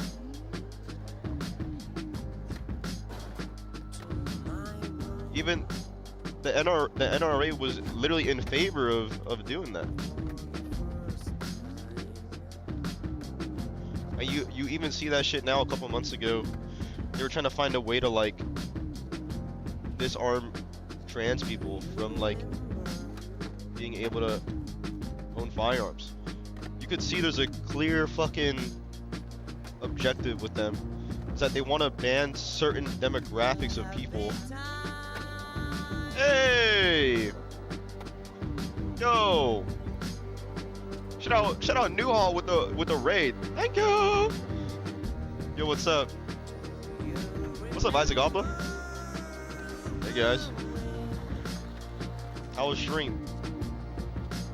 What's up? What's going on?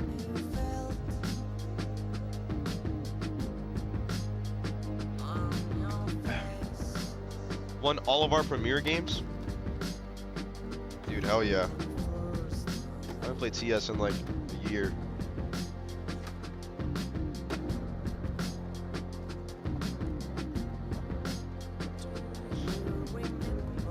What is this guy talking about?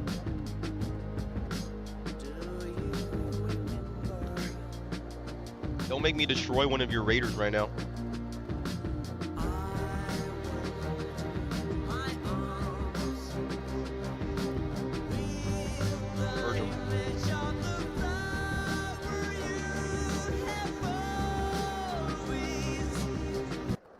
guys. But yeah, bro.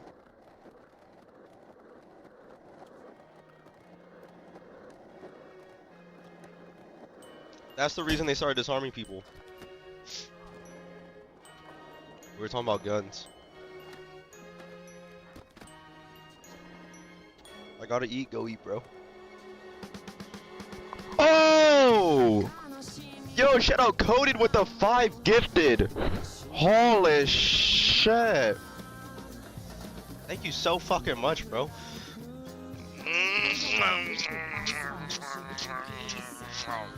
Holy fuck. Thank you. Holy shit. Thanks, bro. And shout out Soji with the 26 months. Oh shit, what did I just do? Hey, bro. Genial just subscribed. What's up, Sour Apple?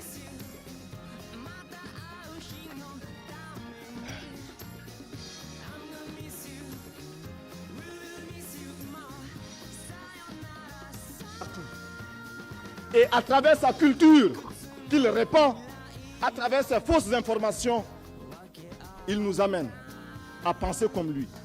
Il nous amène à nous soumettre à lui, à le suivre dans toutes ses manœuvres. De grâce, il faut que nous barrions la route à cet impérialisme. Et je vous ai dit qu'il passera à une phase violente. Cet impérialisme, c'est lui qui a organisé des débarquements dans certains pays que nous connaissons. Cet impérialisme, c'est encore lui qui a assassiné les Lumumba, les Cabral, les Kwame Nkrumah. Mais je vous dis et je vous promets, parce que j'ai confiance en vous et vous avez confiance au CSP, et parce que nous formons le peuple, que l'impérialisme, quand il viendra ici, nous l'enterrerons. Nous enterrerons l'impérialisme ici. Ouagadougou sera le Boribana de l'impérialisme.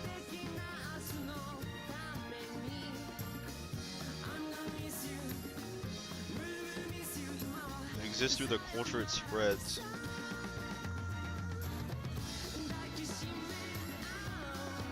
Yeah, bro, I did see that. They haven't shown his face yet, though, right? They've only just shown, like, a tease. I need a pee.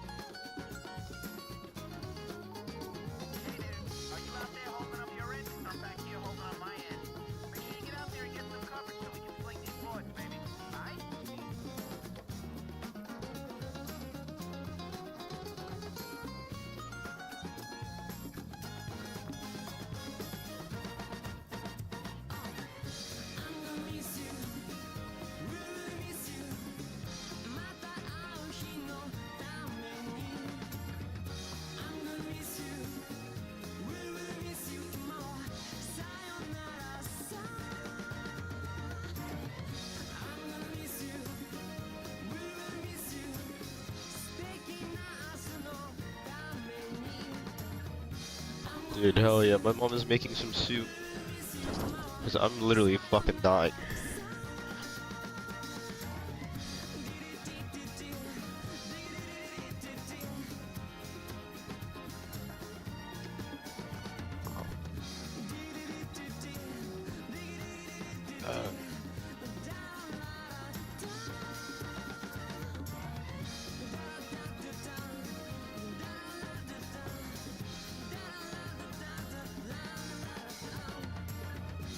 I don't know, I'm just really sick.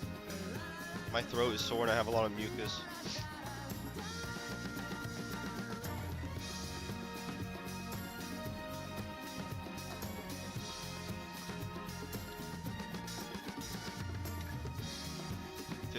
AR 15.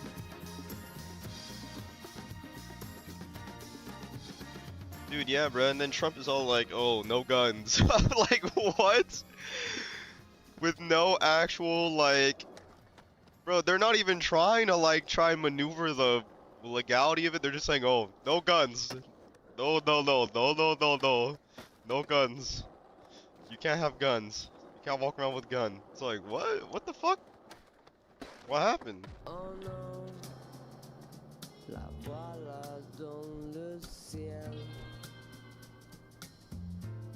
No, no guns. You can't have gun. What the fuck does that mean?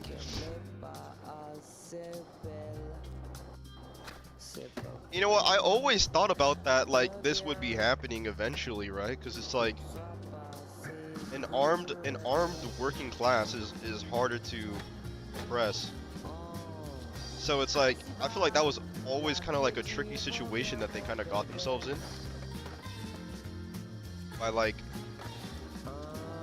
allowing us to arm ourselves. So they're gonna have to try and like navigate that and be like, oh, well, how do we find a way to disarm the people so it's easier for the state to like oppress them? It always like an armed working class is kind of just contrary to like what their goals are.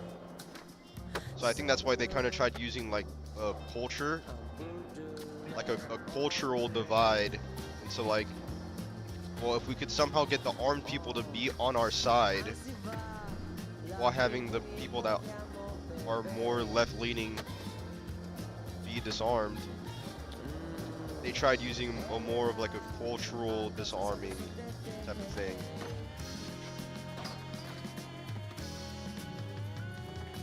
Do you think they'll successfully find a loophole, or I mean, like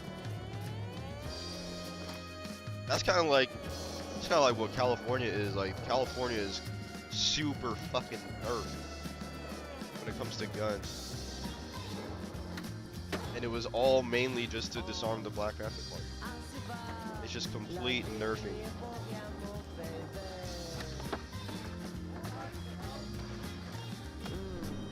Like, I don't know if you've seen the AR-15 reloads in California, but you literally have to like, there's two versions you could have, and the magazine is literally stuck in the gun. It's literally stuck in there, and you can't take it out without basically like cracking open the whole gun. Like, they make it super tedious for, yeah, they just make it super fucking tedious. And I think it's because they're trying to like pacify people into believing that the whole Second Amendment thing is more of just being able to own guns in a hobby type of way.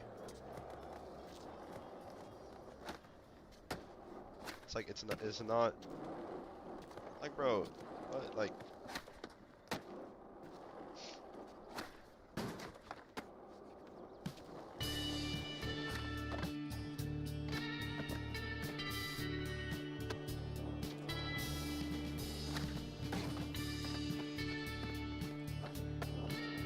But yeah, they'll probably find a loophole, or maybe even just an excuse.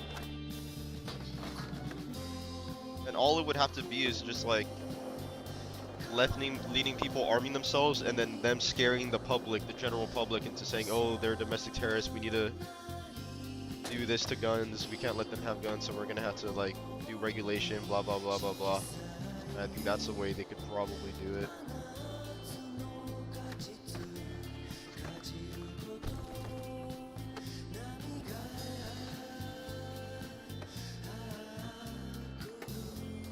Our military is probably the greatest threat to an actual uprising, which I find interesting because it's like, who do you think? I don't like. What side do you guys think like military people be on? Like, I'm actually as like a genuine question. It's like,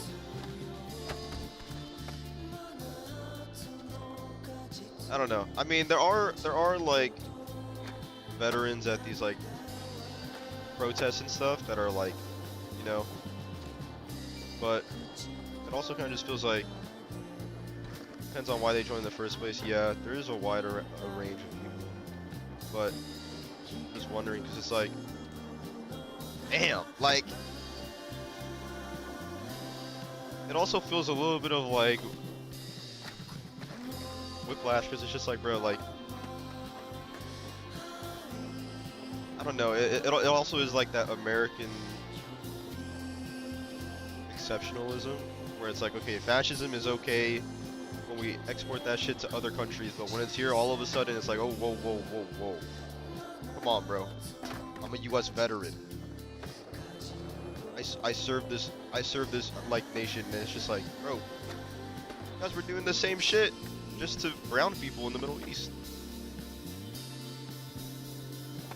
So I feel like that's kind of like a super like, I don't know.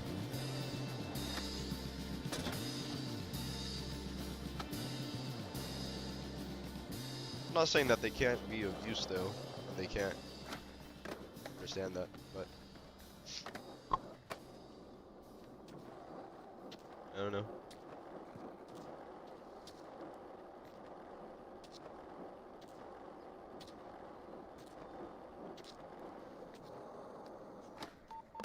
Hello?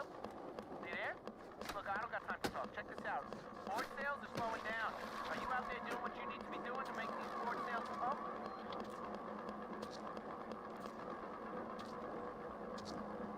But yeah, they could. What was it that you said to me that the other day when I talked about my pops being a cop? Oh. I said that, like, cops, at the end of the day, their actual purpose is just to defend Capitol. Is that what I said? Like, at the end of the day, their purpose is just to defend Capitol interests. Yeah. Gotta take all the allies you can get. That's true. That's true. There also is like a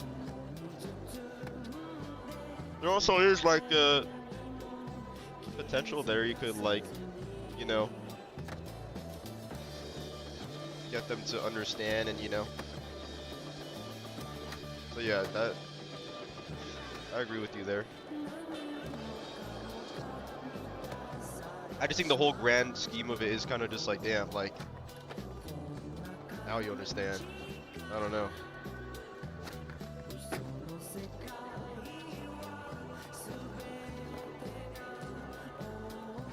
Because when you see some of like the liberal protests and they're kind of like waving the American flag and everything, and it's like they want to go and bring America like back to where it was comfortable for them, where they didn't have to witness the shit that was going on in the shit that's going on in their communities. But that shit has always existed here and overseas. It's always existed. Like, that shit has always existed.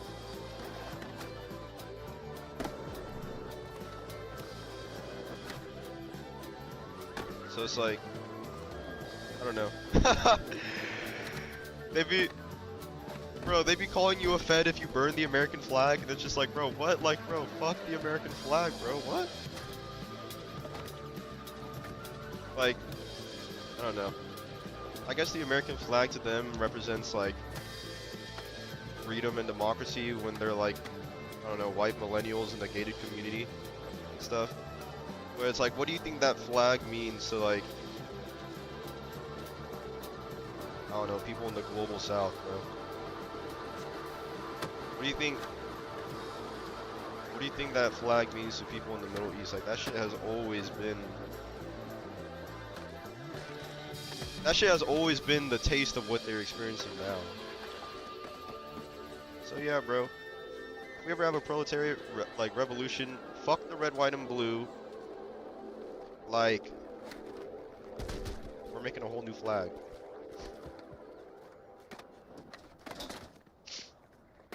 Yeah. American dream was always a false reality.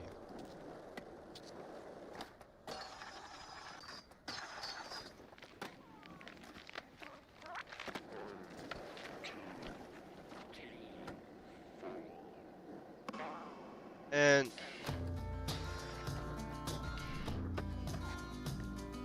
nice trick.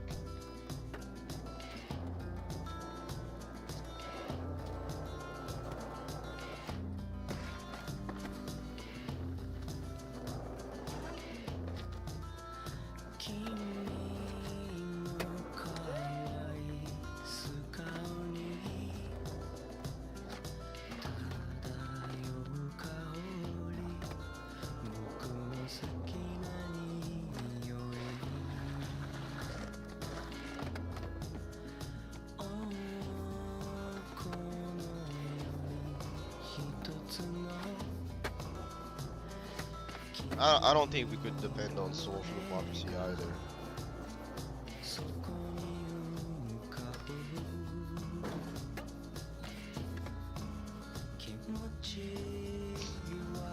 Valentina.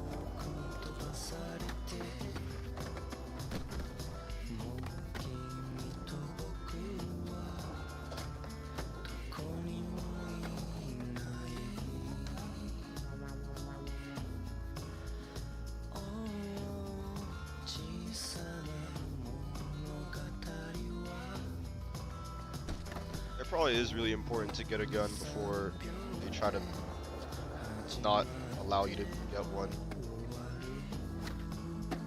They'll probably try and find they'll probably try to find ways to like stop you from being able to get one.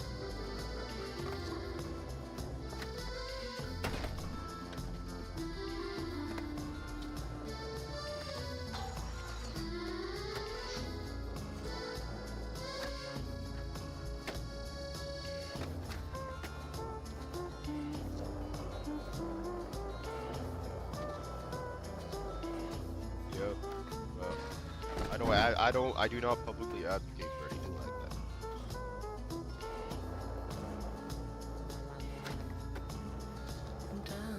I don't know. Sissy liberal California. It actually really isn't that hard in California. It's just that owning it, you can only do so much with it. Like, you gotta have like a weird fucking contraption on your gun that makes it so that you can't wrap your thumb around it. Like, it doesn't make sense. It's stupid as fuck.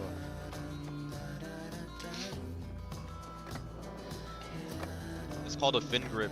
Look at this.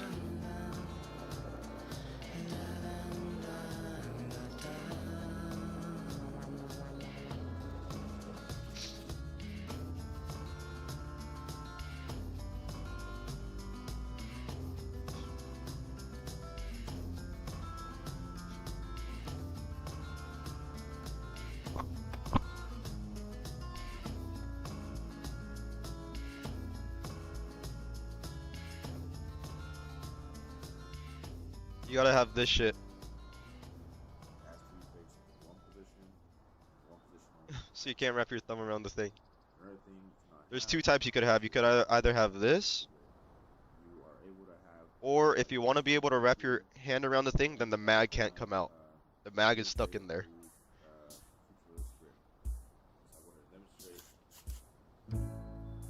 And the only way to let the mag come out is if you like open the gun.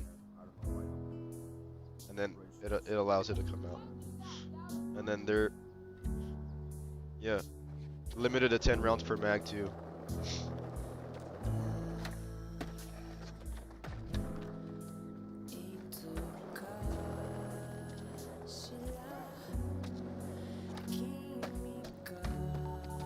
Yo, dude, the heck you doing out Civ there? Div on YouTube? Back here in this office, busting my butt trying to get these boards out the door. Handling my end, are you handling your end? Get on it. I don't know though.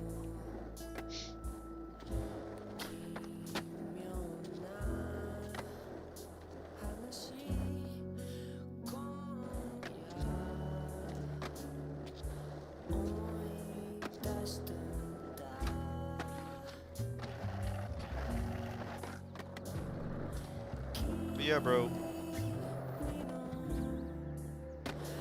People need to be a lot more armed, like, now than ever. I remember I would like low-key watch gun videos on stream, and then people would like, chat would be like a little bit uncomfortable. Like, I could tell people were like, "Oh, what are you doing?" And it's like, I don't know.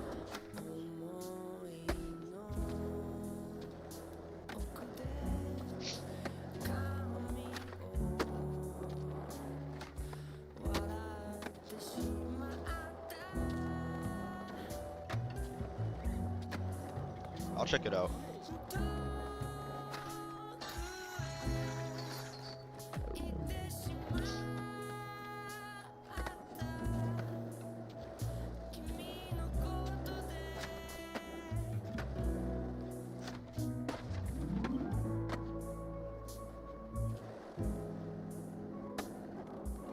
Seems like a Fed.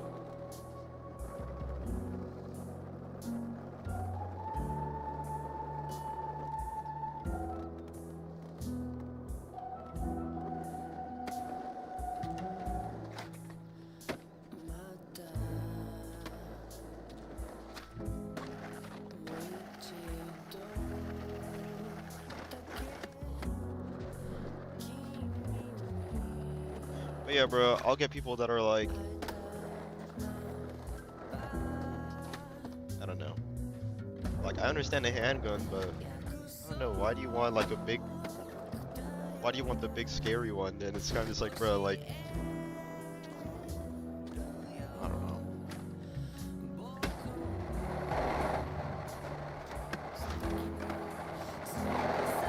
Maybe because the neo-Nazis walking around also have the big scary one.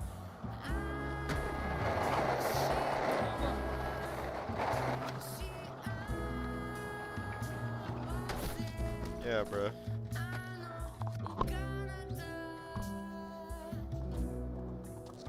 The people that actively want to like exterminate your fucking race are armed. And it's like you're choosing to just be like, I don't know. I don't know. Like, that shit was definitely on purpose, bro. Like, that cultural divide was on purpose to disarm left-leaning people. Yeah, that's crazy.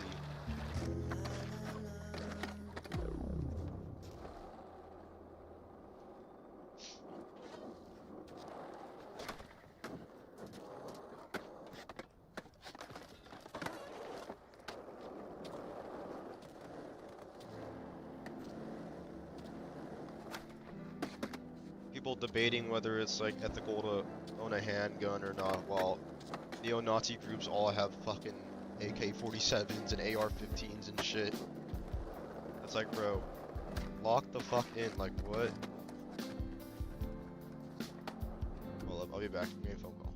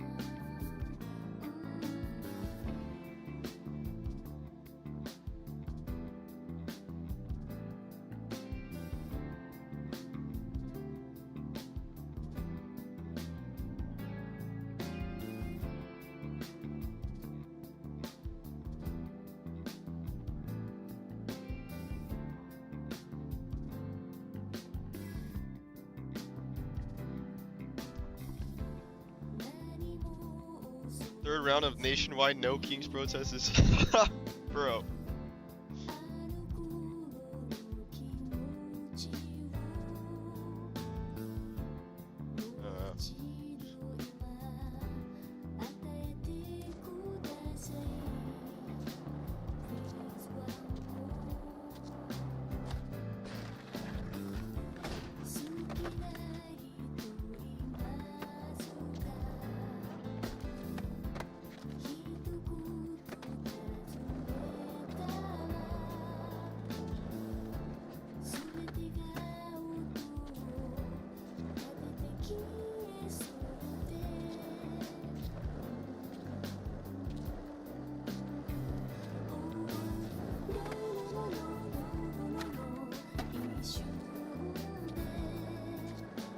Yeah, the inflatable costumes and like the fucking heated rivalry, like signs and shit.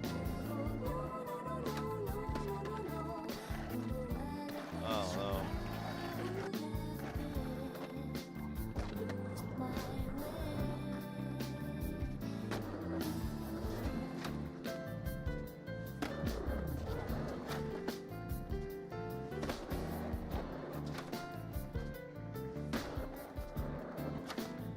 No, literally, bro. Thinking it's a fucking Disney movie or like a, what is it, like a Pepsi commercial?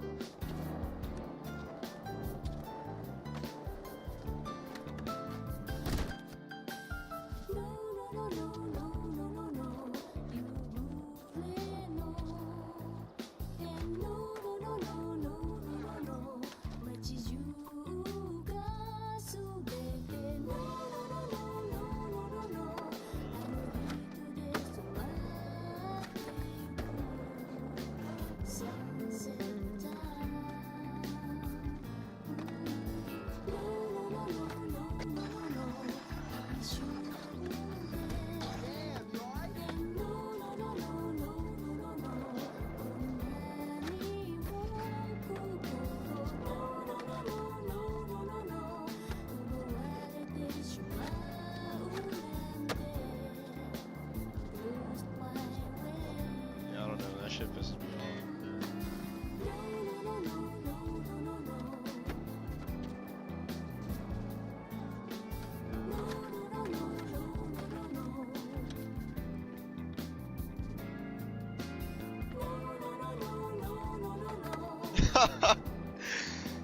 Oh my god, bro. I remember that that one white lady doing like an outfit haul for her No Kings protest and shit. I mean, an outfit reveal. And it was just super like, bro, like, this shit is, oh no.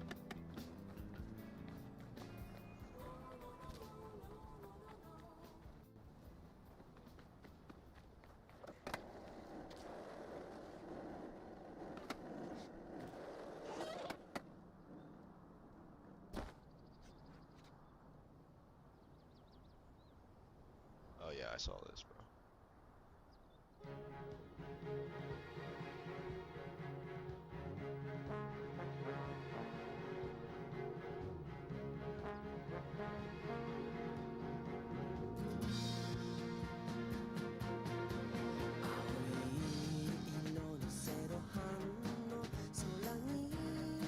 It's funny that Trumpers had the right idea storming the Capitol. Yeah, bro, cause like that shit was like high key based as fuck, but just the wrong messenger, like the wrong people, bro.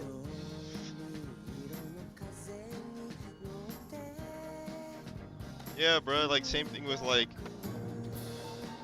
Hey, dude, are you out there getting coverage? owning guns and shit. The But more coverage you get, the better our sales will be.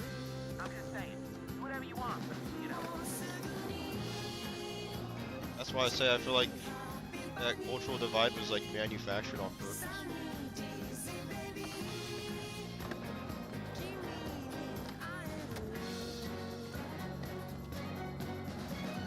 Like,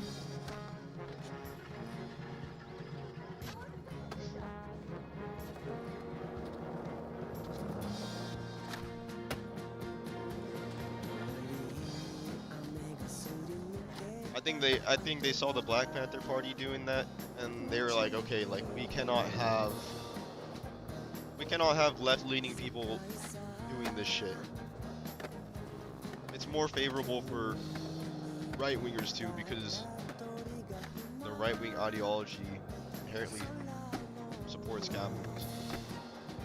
So they would rather that.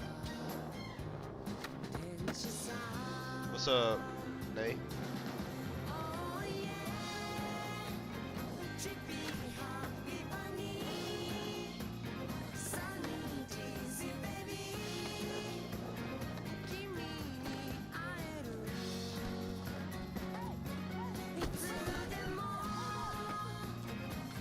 Skate 2.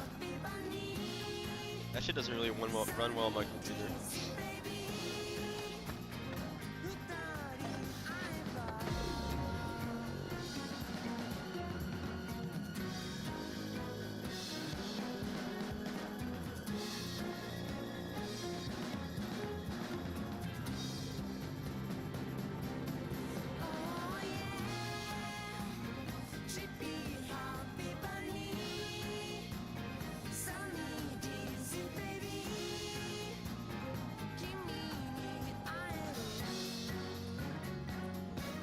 No guns. You can't have guns. No guns.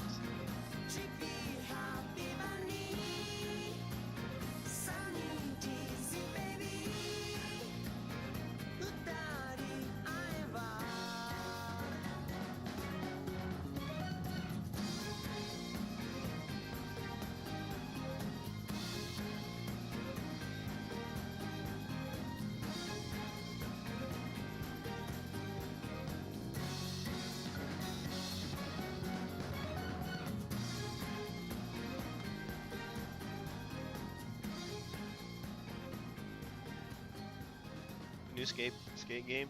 No.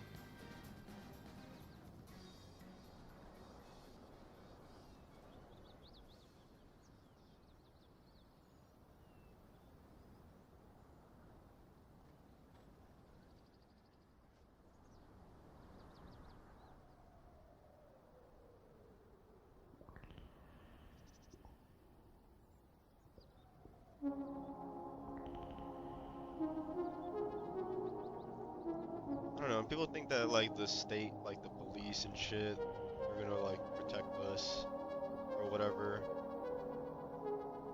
Dude, everything that's being shown is that they literally protect them. They protect them and they allow ICE to do that shit.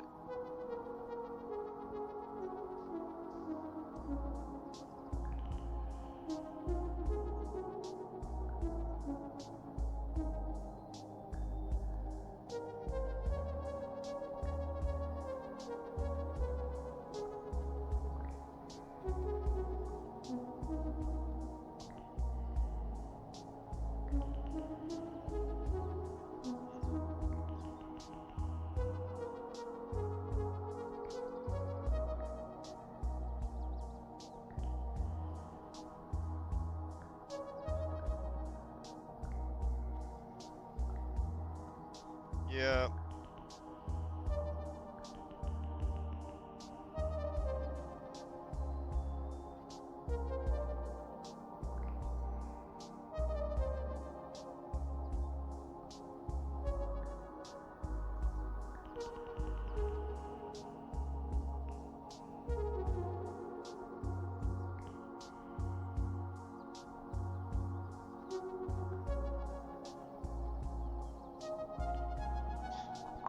Yeah, bro, you could think you're like a good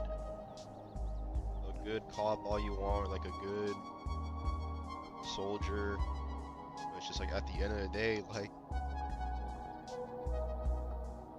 when you're ordered to do something, though, so they just do it.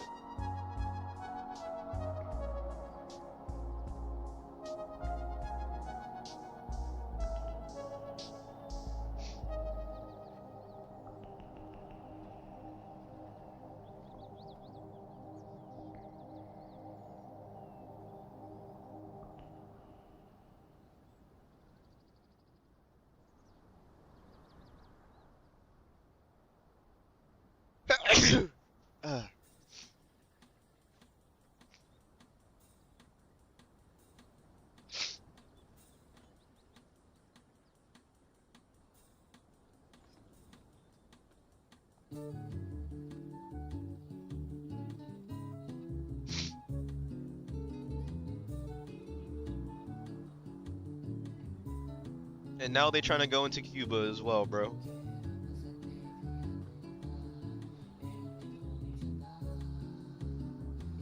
Now they want to take Cuba. That shit is so fucking stupid.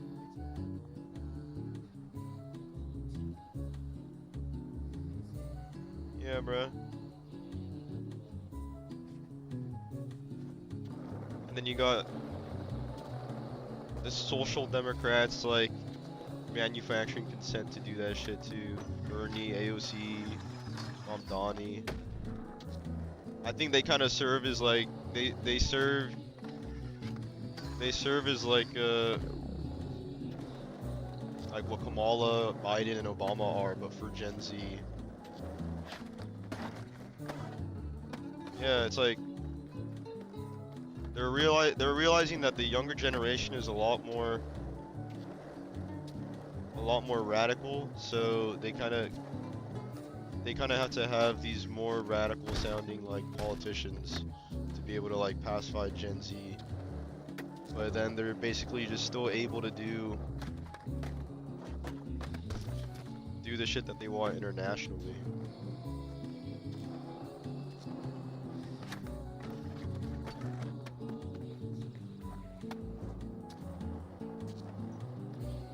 Just giving a little bit of like concessions and like comforts back to the people domestically, as long as they could keep doing the shit that they're doing overseas unbothered.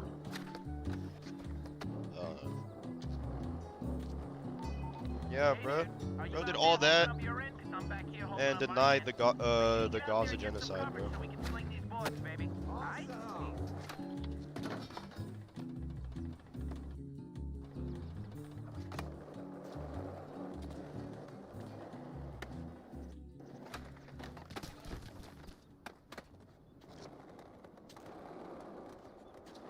It's like,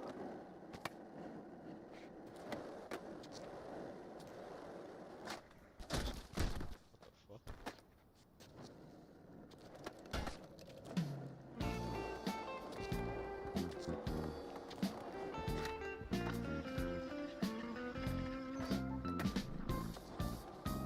Hold on.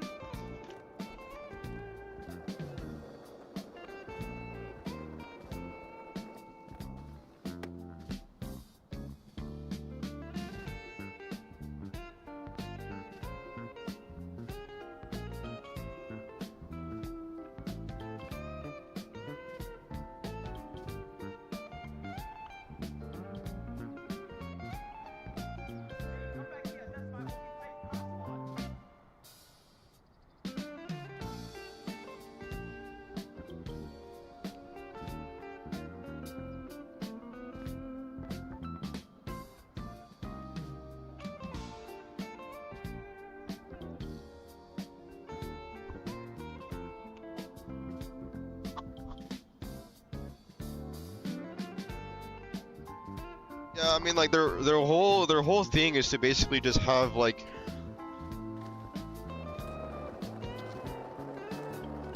better policies domestically for the working class in our country. But as long as they could keep, like, that's like the compromise, as long as they could keep doing what they want to do overseas. Didn't she literally vote for however fucking $1 million for the Iron Dome in Israel?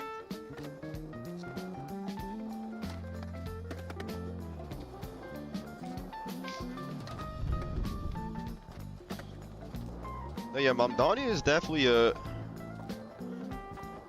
better for the material conditions of the working class in New York, but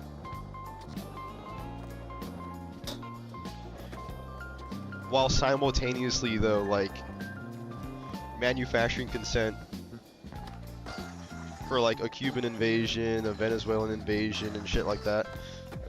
So it's just like it really just is a way to pacify the working class and be like, oh shit, like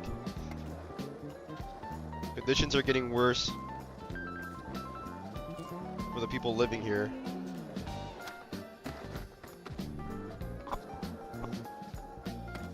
I don't know, he calls himself a democratic socialist. He is not a democratic socialist, he's just a social democrat. They're using like slightly more radical language to kind of like reel in Gen Z, but like it's a way to keep funneling Gen Z into the Democratic Party.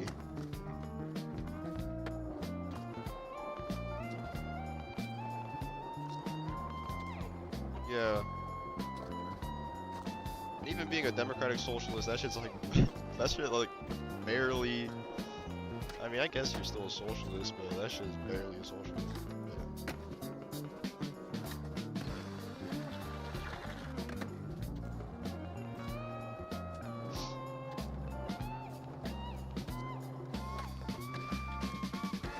Bourgeois socialism.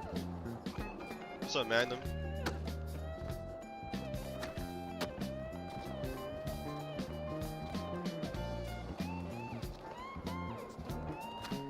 it's like they actually like play a role though. Like their role is to basically kind of like stretch out the lifespan of capitalism.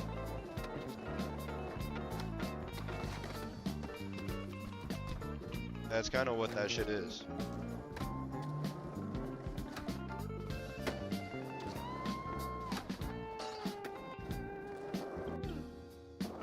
It's like when you're stretching out a rubber band and that shit's about to snap. Like their role is kind of just like to, I don't know, like pour a little bit of glue on that shit, just patch it up together while they could keep stretching it.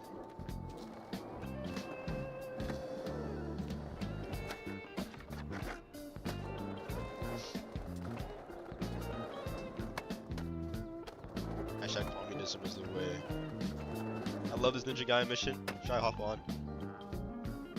It's like, bro, like, I don't know. Calls himself a socialist, but is manufacturing consent to invade Cuba. Like, bro.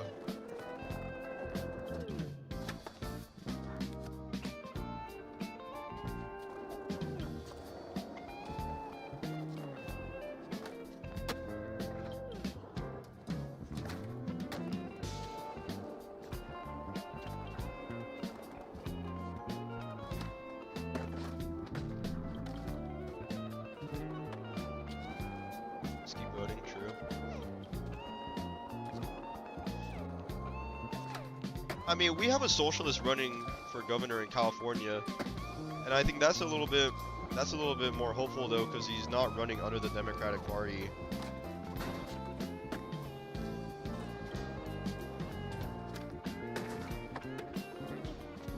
He's not running under the Democratic Party, so he's running Peace and Freedom Party.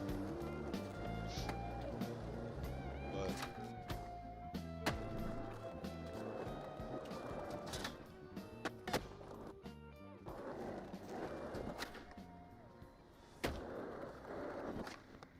I don't know.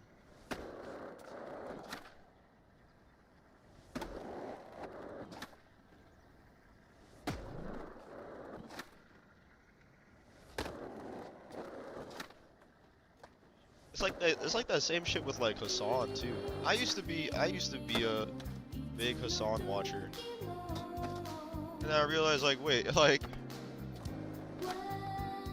this dude is just funneling people back into the Democratic Party.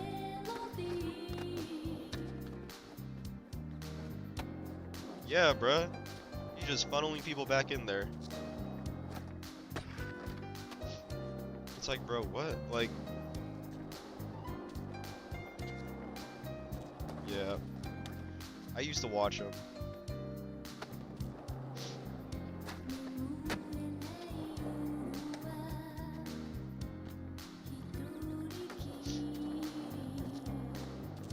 The literal fucking Nazi tattoo, like what?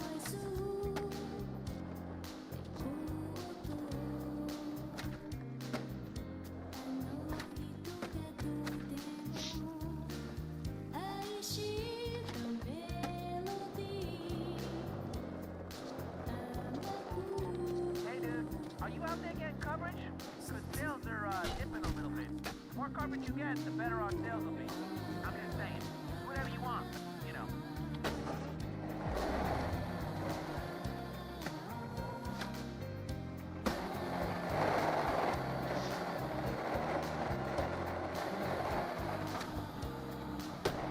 That's something in the far left. It's because the prominent left-wing figures, they're not even that far left, really.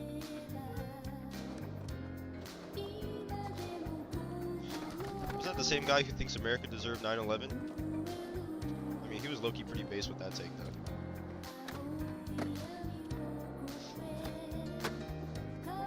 He does have some based moments, I can't lie.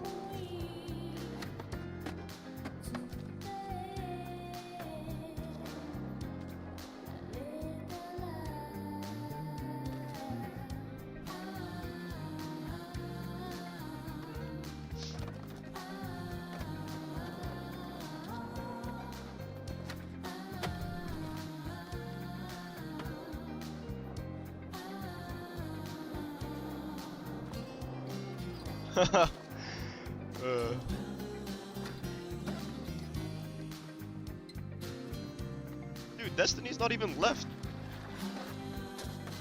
He's like center right. Yeah, he's not even left. He's not even left.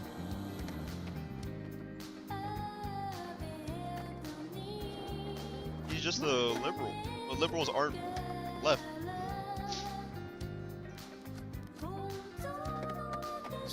Liberals aren't even left wing. Yeah. And centrist is even centrist. Centrist is just center right. I mean, not even center right, like center right, right. That shit's basically right wing. Shit, rounded up 3 times.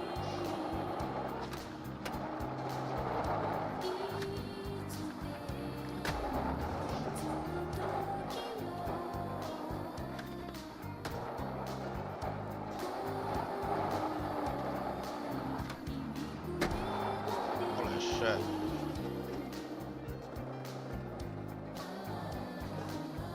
A lot of the actual left leaning people, they're a lot smaller creators. What's up, Full Metal? You have to find the good small ones.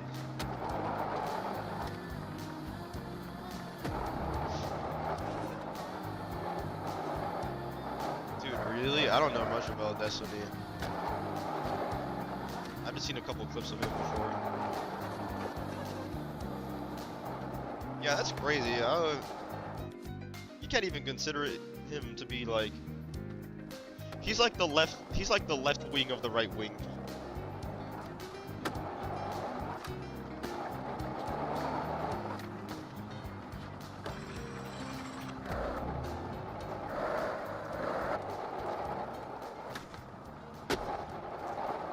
Mad Empanada?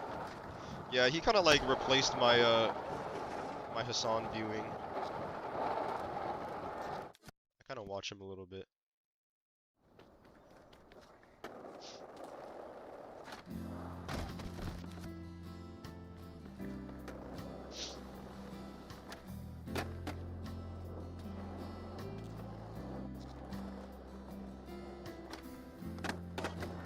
Destiny a cuck? I think so. Where's that Sneeko? Maybe both. Socialism for all.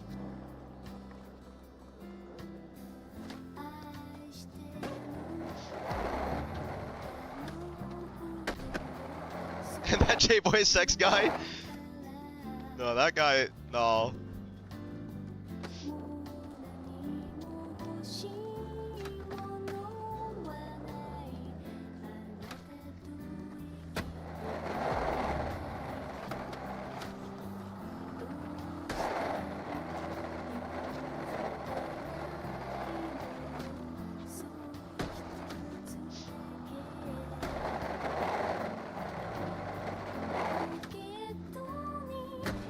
Sneeko? Dude, he's just a right-wing grifter.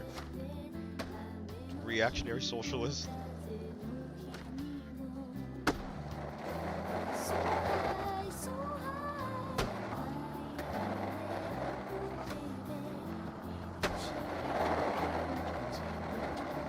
What's up, Banana?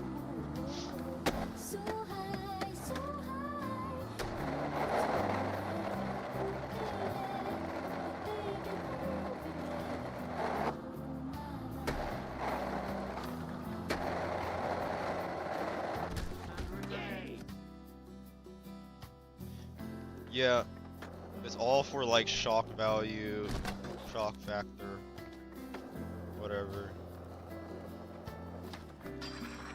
It doesn't even make sense anymore either. All of them in that bus, all of them in that bus playing that song, bro. It's so crazy how the far right is so so ethnically diverse, bro. What the fuck? How is that even possible?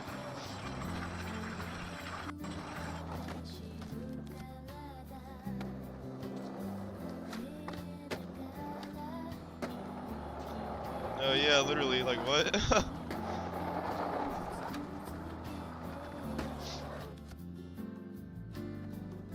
they so diverse? What?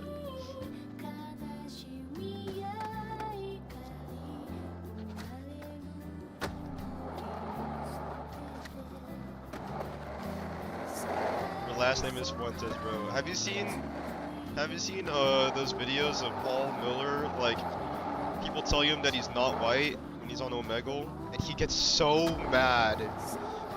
Like, he'll go from this joking, like, trolling mood, and then he'll just go straight face like, no, I'm not. It's like, I'm white. No, I'm not. You're an idiot. And just leaves. Bro, he gets so mad.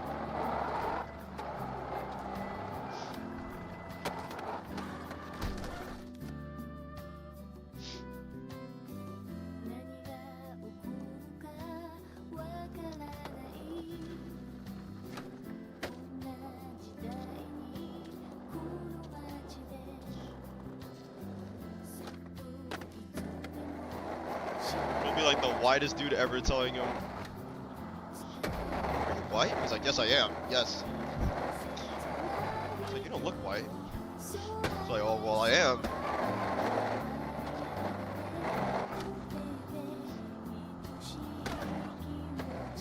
Yeah.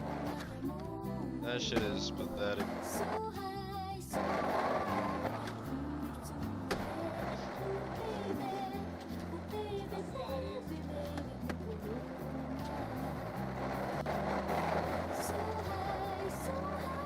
No, I remember that clip where they asked him what he is, and then he like couldn't even give a straight answer either. He was like, "I'm Russian, I'm Eastern European, I'm something like that." It's like, bro, what? Look, I don't got time to talk. Check this out. Ford sales are slowing down. Are you out there doing what you need to be doing to make these Ford sales up?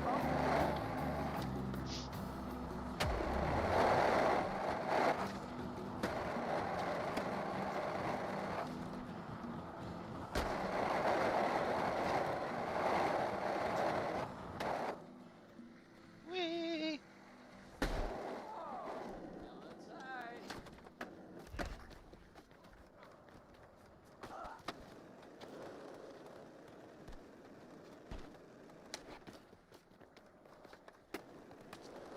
Yeah, his last name's literally Fuentes, bro. Like, bro.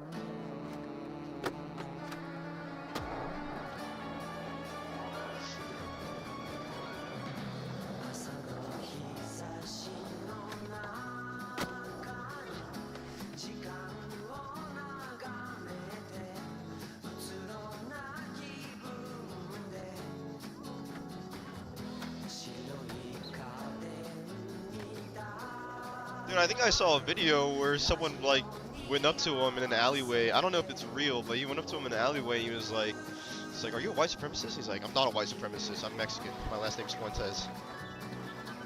Is that real? Have you guys seen that video? Let me find it. 'Cause it sounds like him.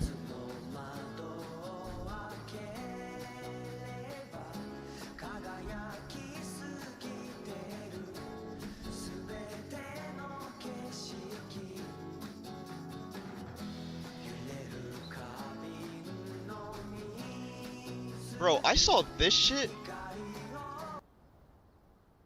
Can I even show this? I saw this TikTok. I don't even want to show it. Never mind.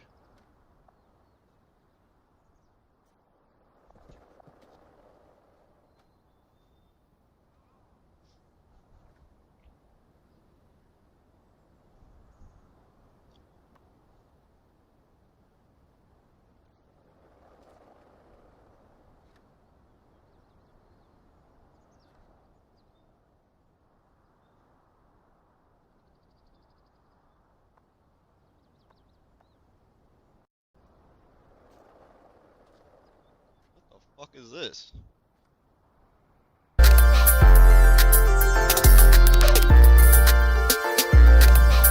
Well, that's not what I want to show, but I want to make a pit stop there.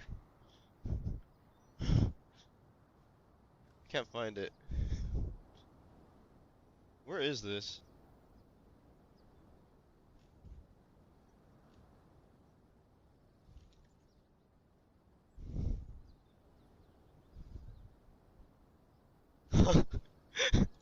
Wait, let's make another pit stop. Look at this one.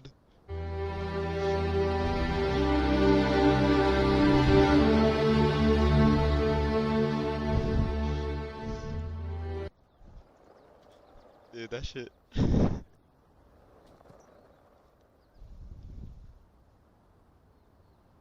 On the internet, I'm a live streamer.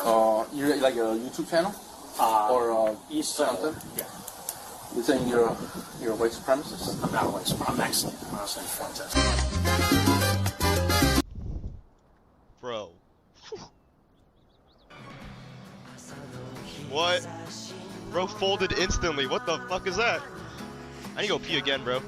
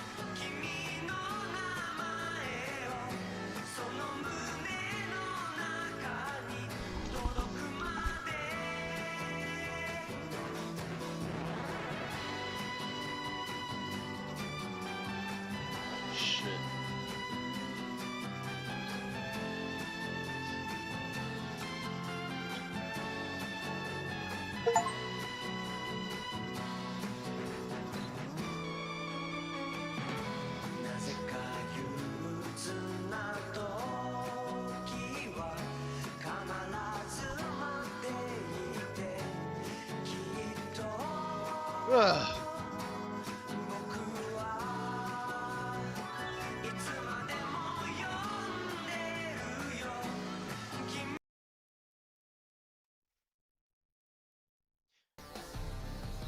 Connecting.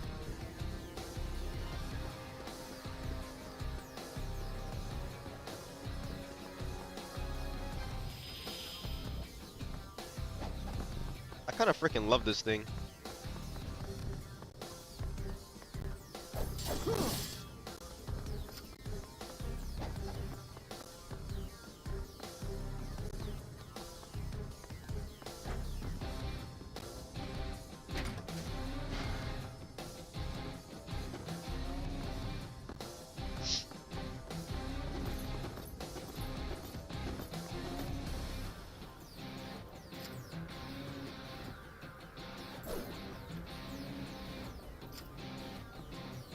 I was playing this last night.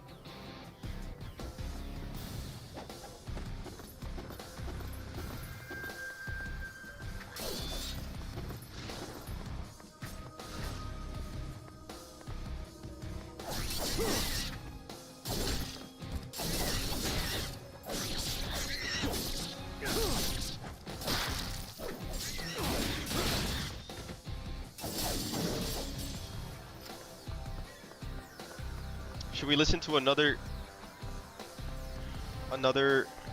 video while gaming? Operations in Battlefield 6? We'll just come back to that. We'll just come back to that game after like 2 years. Maybe it'll be okay by then. I did see a video that Delta Force has like Siege of Shanghai like Levolution now. Have you seen that? The whole tower coming down?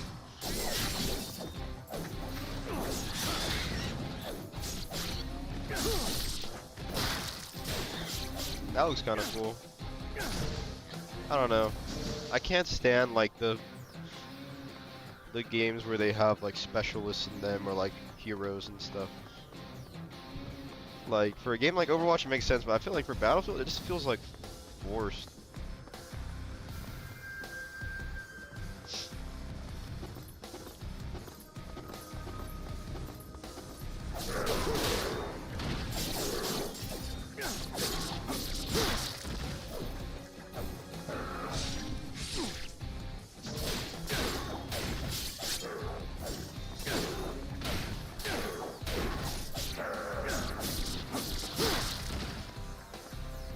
Let me see it. It comes out in like a couple days actually. I might try it.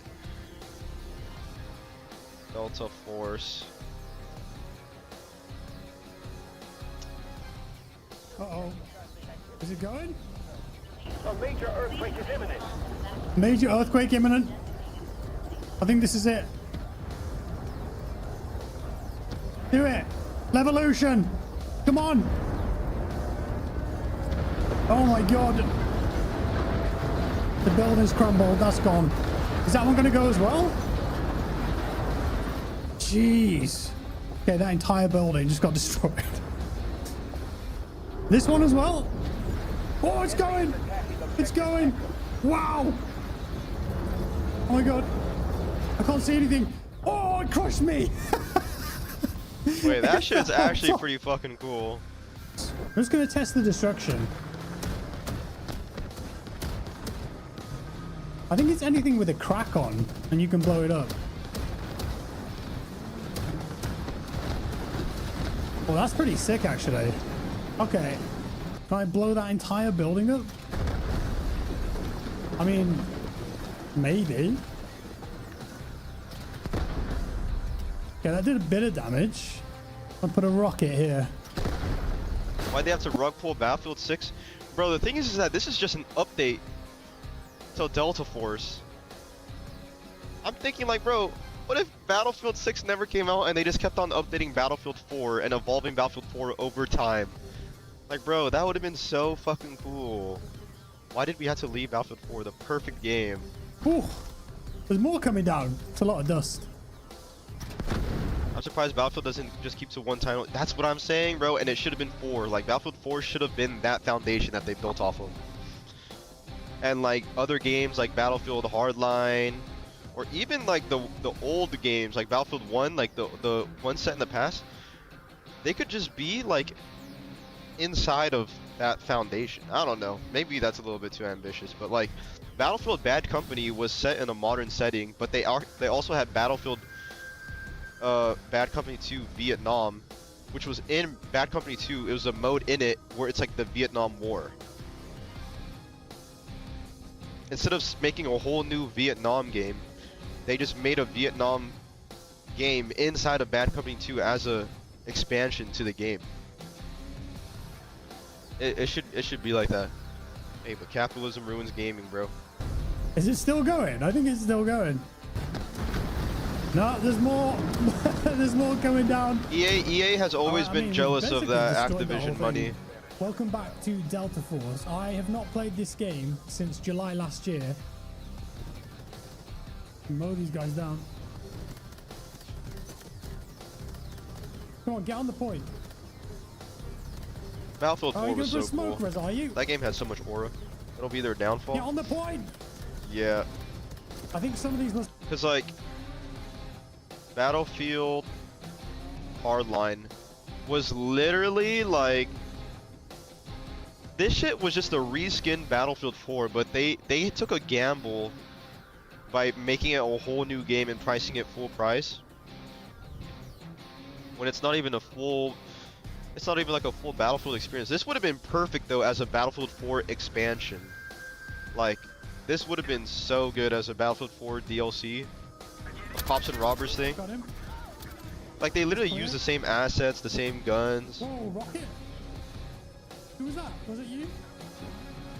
Why People always drop the game at like 3 months after release. Yeah, bro. And you look at like, do I have Steam DB?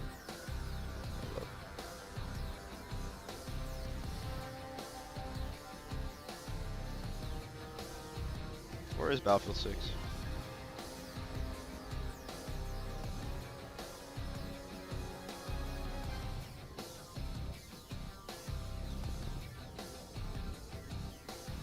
Like Warframe is above Battlefield 6. And Warframe came out in like what, 2013, and they just kept on updating it over time. You know what also came out in 2013? Battlefield 4.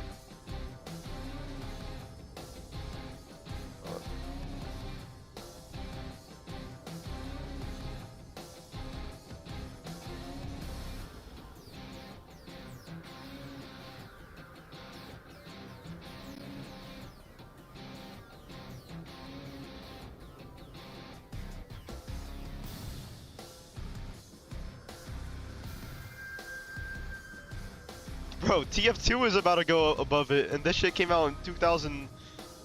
What? 2007. What is this?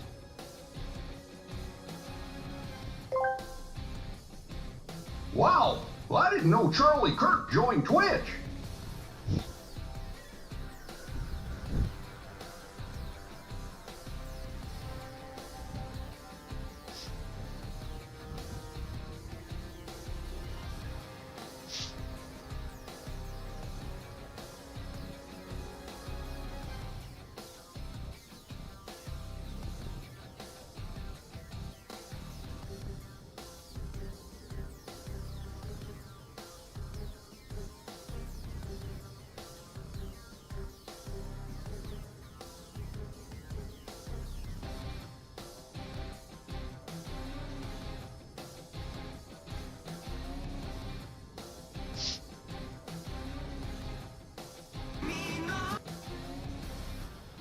Repairing this man's car, but who did it?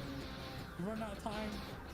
He's got handbrake as well on spacebar. You can do little drifts. That's what I've been doing, yeah. Oh my. Oh, you hear the tss as well? Did you? Would you be kind enough to turn the radio off, please, Aaron?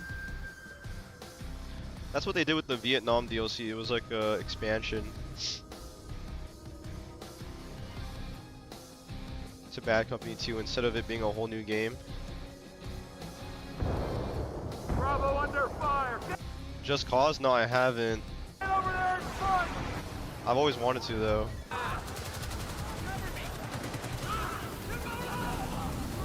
And even though it was Bad Company 2, they changed the whole like HUD, the UI, the weapon pool that you use.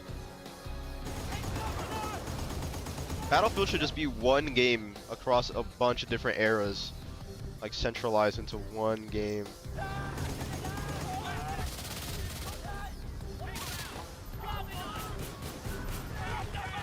Yeah, I never played it either.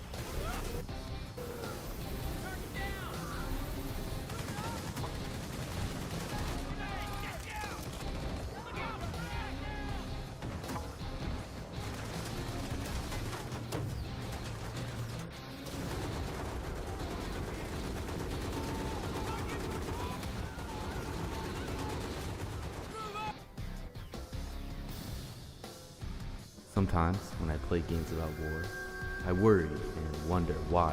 When did I watch this video? I don't remember watching this. I'll watch it later.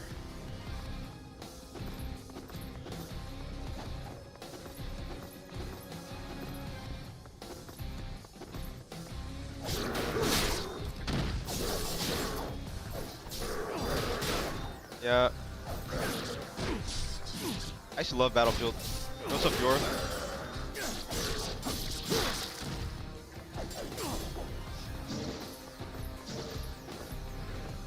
Battlefield 5 is low-key kind of like what Hardline is to Battlefield 4.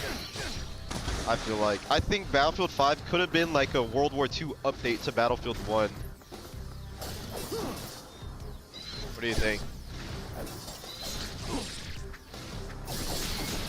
They kind of use the same assets too and everything.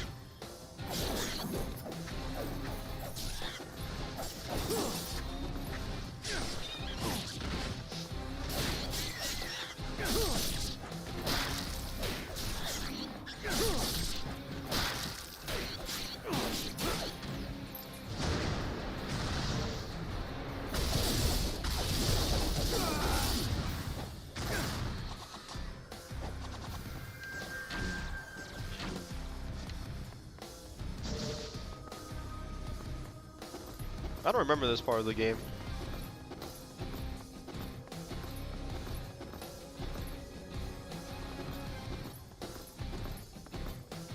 We wasted our money on Battlefield 6? No, literally.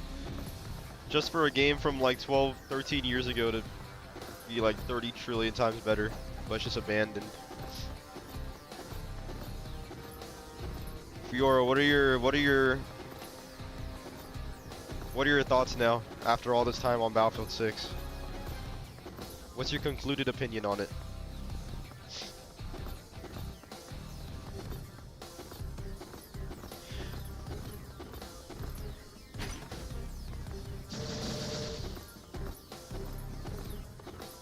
I mean, it did beat Call of Duty, but it's like it killed itself to beat Call of Duty. It like self-destructed.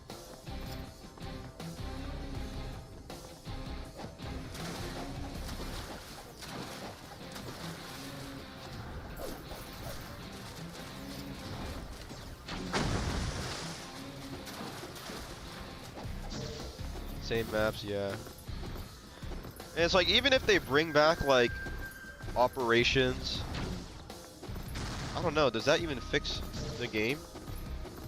It's like when people get excited for bringing back like, when people get excited for Nuketown to come back in the next Black Ops game, it's like, bro, why did it ever leave in the first place?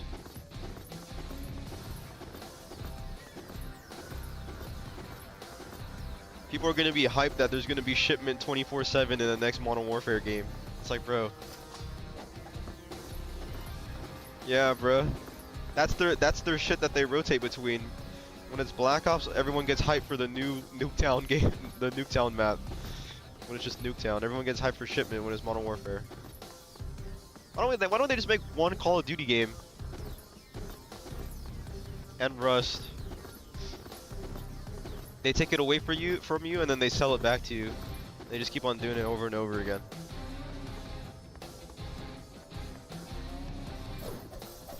Right, you here.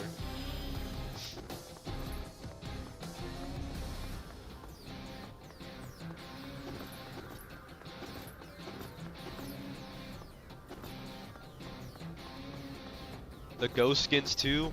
Oh, that was even worse, bro. They sell skins to you and then they don't transfer over to the next game, and then they sell you the same skin the next game. What? I'll be looking at the Battlefield subreddits to see what they're talking about, just to lurk in there, and they're like, oh my god, we're finally getting good skins that actually look like real soldiers. It's like, bro. It's over, bro. The game sucks. Where am I supposed to go?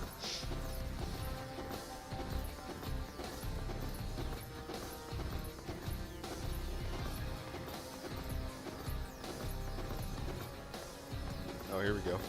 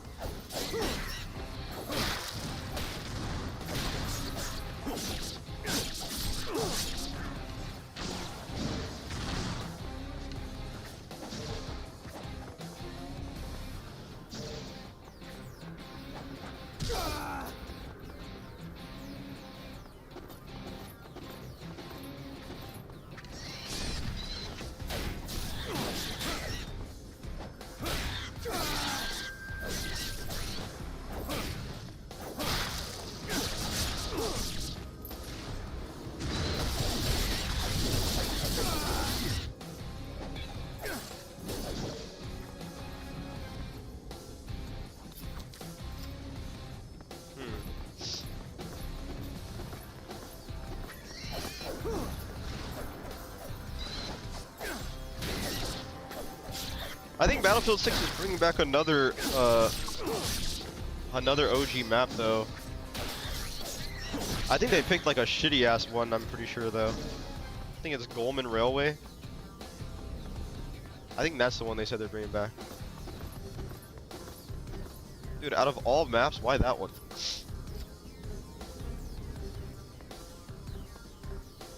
I mean, I guess it's a lot bigger people have been asking. But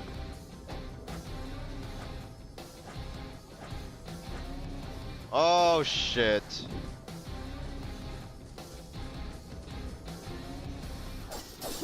What is this?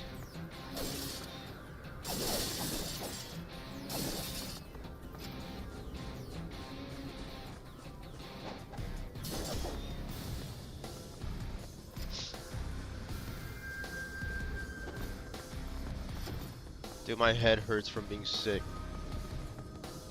Feels all cloggy and shit. What do you even do when you have this?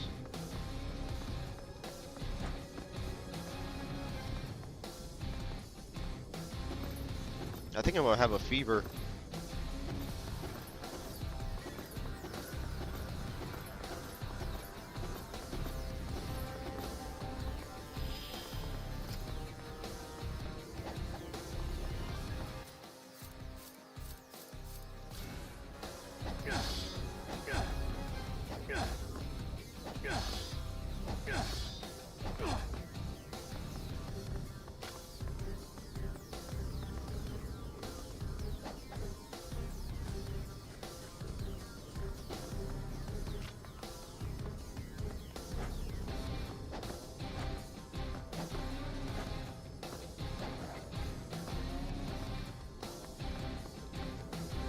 What's up, Big Jenny?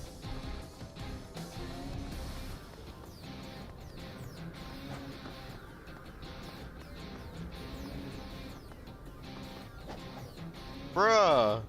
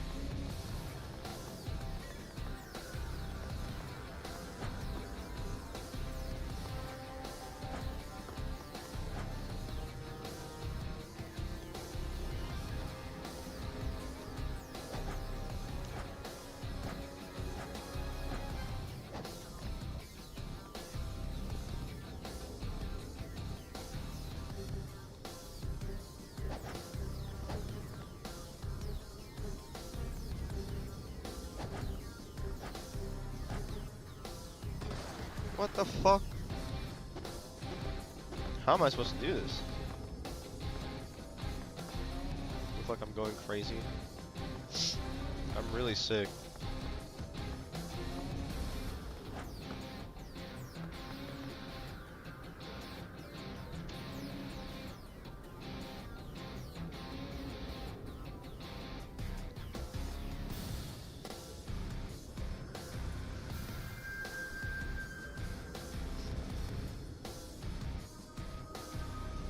I'm gonna listen to another podcast in the background. Oh, why is it when I'm sick and I fart, the fart smells so gross too? It smells like toxin.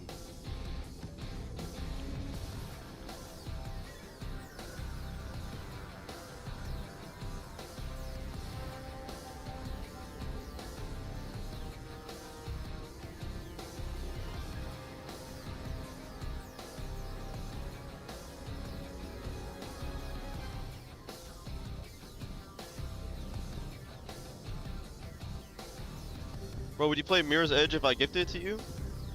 Dude, yeah, I'd be down. You don't gotta gift it for me though. How much is it? Dude, I got that. That's what happens when you eat greasy food. I haven't eaten any greasy food though. Bet I'll probably get it. Isn't there a second one or no?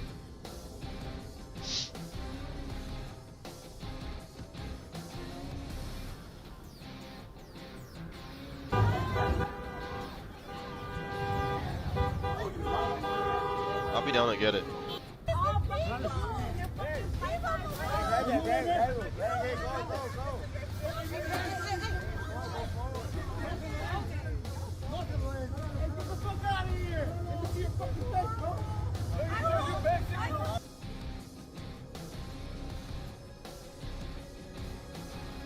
What do I want my country to be if I own one? If I own a country? gonna liberate the working class. What the fuck is this guy doing? Dude, I can't show anything on Twitter.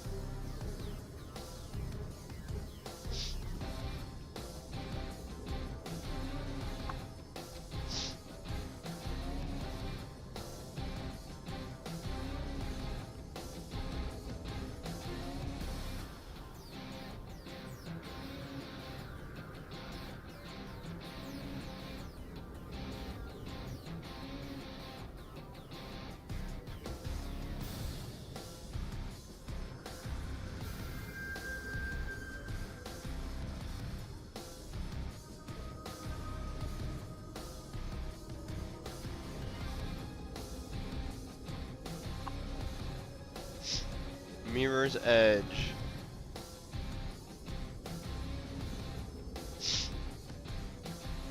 Dude, I should get Silent Hill 2 on my Steam Deck. Not the remake though, like the OG one.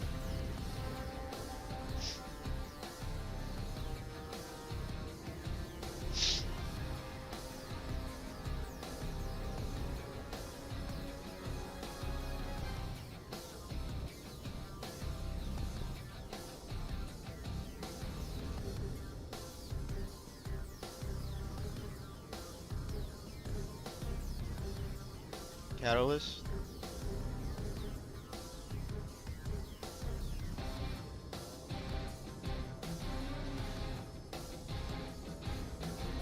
Isn't Ghost Runner like Mirror's Edge, but like with sword?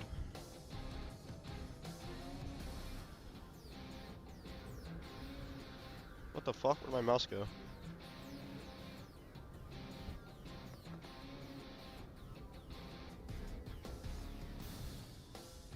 With swords and shit.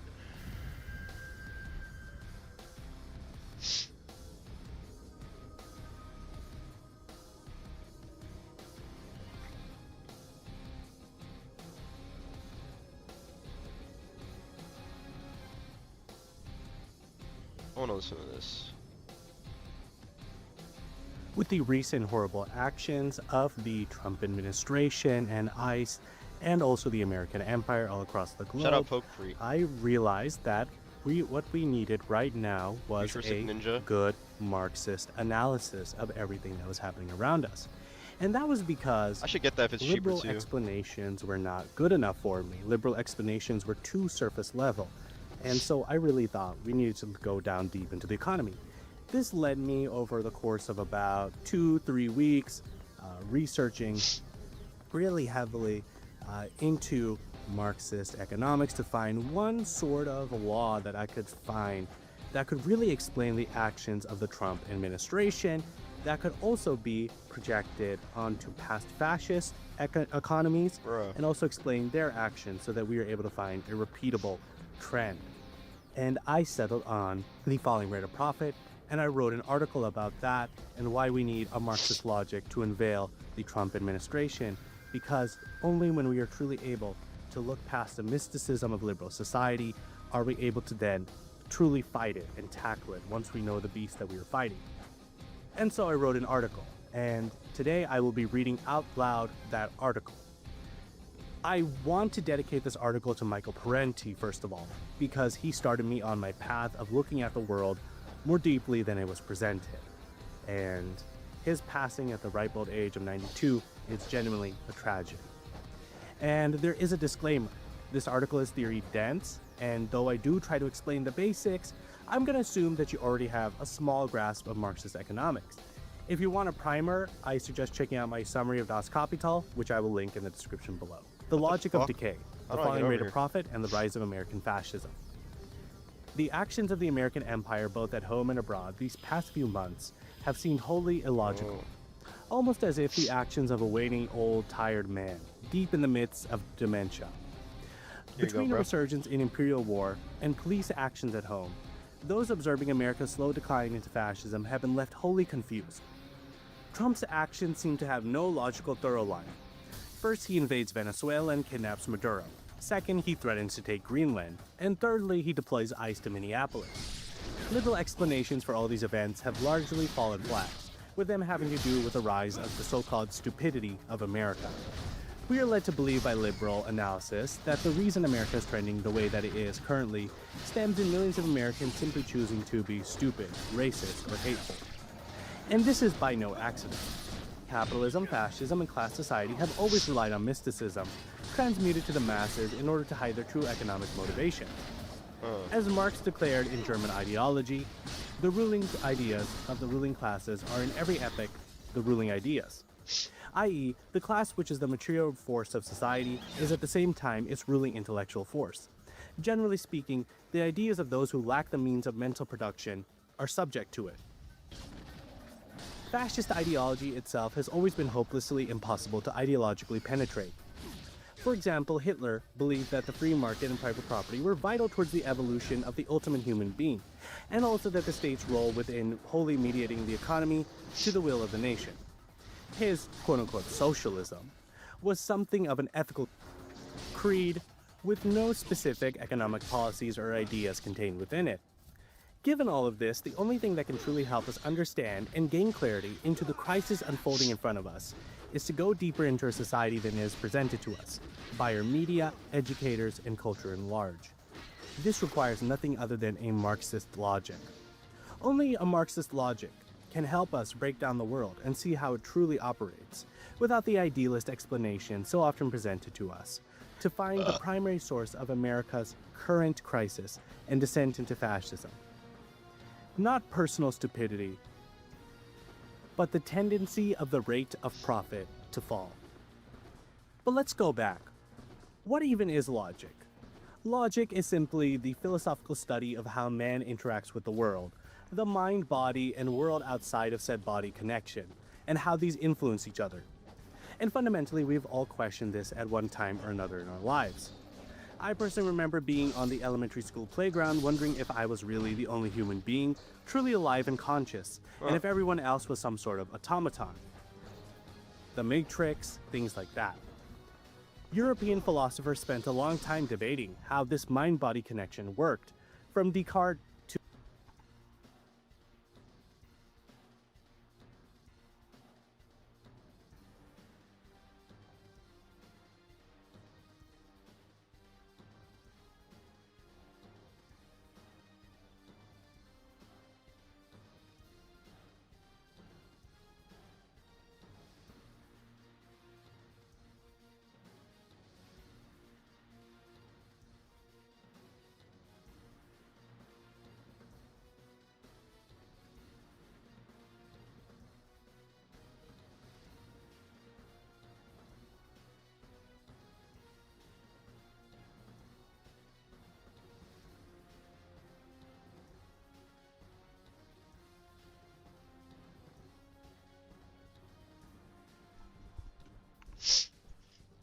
to Hegel.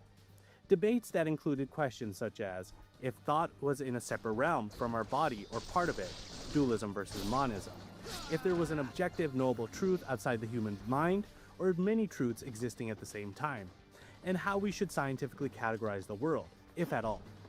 Marx built on all those before him, namely Feuerbach and Hegel, and radically reshaped the entire debate. One dangerous illusion that haunted the minds of the debates on logic Marx found himself birthed into was idealism. The source of logic was deemed to be man's mind, who exerted his will onto the world. So to say, man's ideas shaped the world around him, his willpower, human essence, etc. For example, to Hegel, human essence was estrangement from self-consciousness. His focus was entirely on the mental process. Therefore, to Hegel, only mental spiritual labor was focused on. Philosophy, making music, writing books, and material labor, building houses, farming, carpentry, was wholly passed on. Religion and the state were Yo, should I all cry with the outside 11 of the months? mind, Thank but you! instead the highest expressions of the objective spirit. As a I'm just playing result, Ninja Hegel Gaiden not while only listening to taught the podcasts. world as it was presented to him, but saw it, the state and religion namely, as the collective consciousness's highest expression. And yet Trump doesn't really seem to express my thoughts, nor yours. And if the American state and evangelical religions truly represented this, I doubt they would really be in such a radical contradiction and states of suppression of all others right now. So clearly, while Hegel gave us a good base for his methodology, he was missing something. Feuerbach took Hegel's framework and changed it. To him, religion was not something ephemeral, but instead man created religion by projecting his ideals onto it. Man's species being was projected to the heavens to create a religion, rather than religious decrees coming from above. Idealism has always been rooted in a sort of religious structure.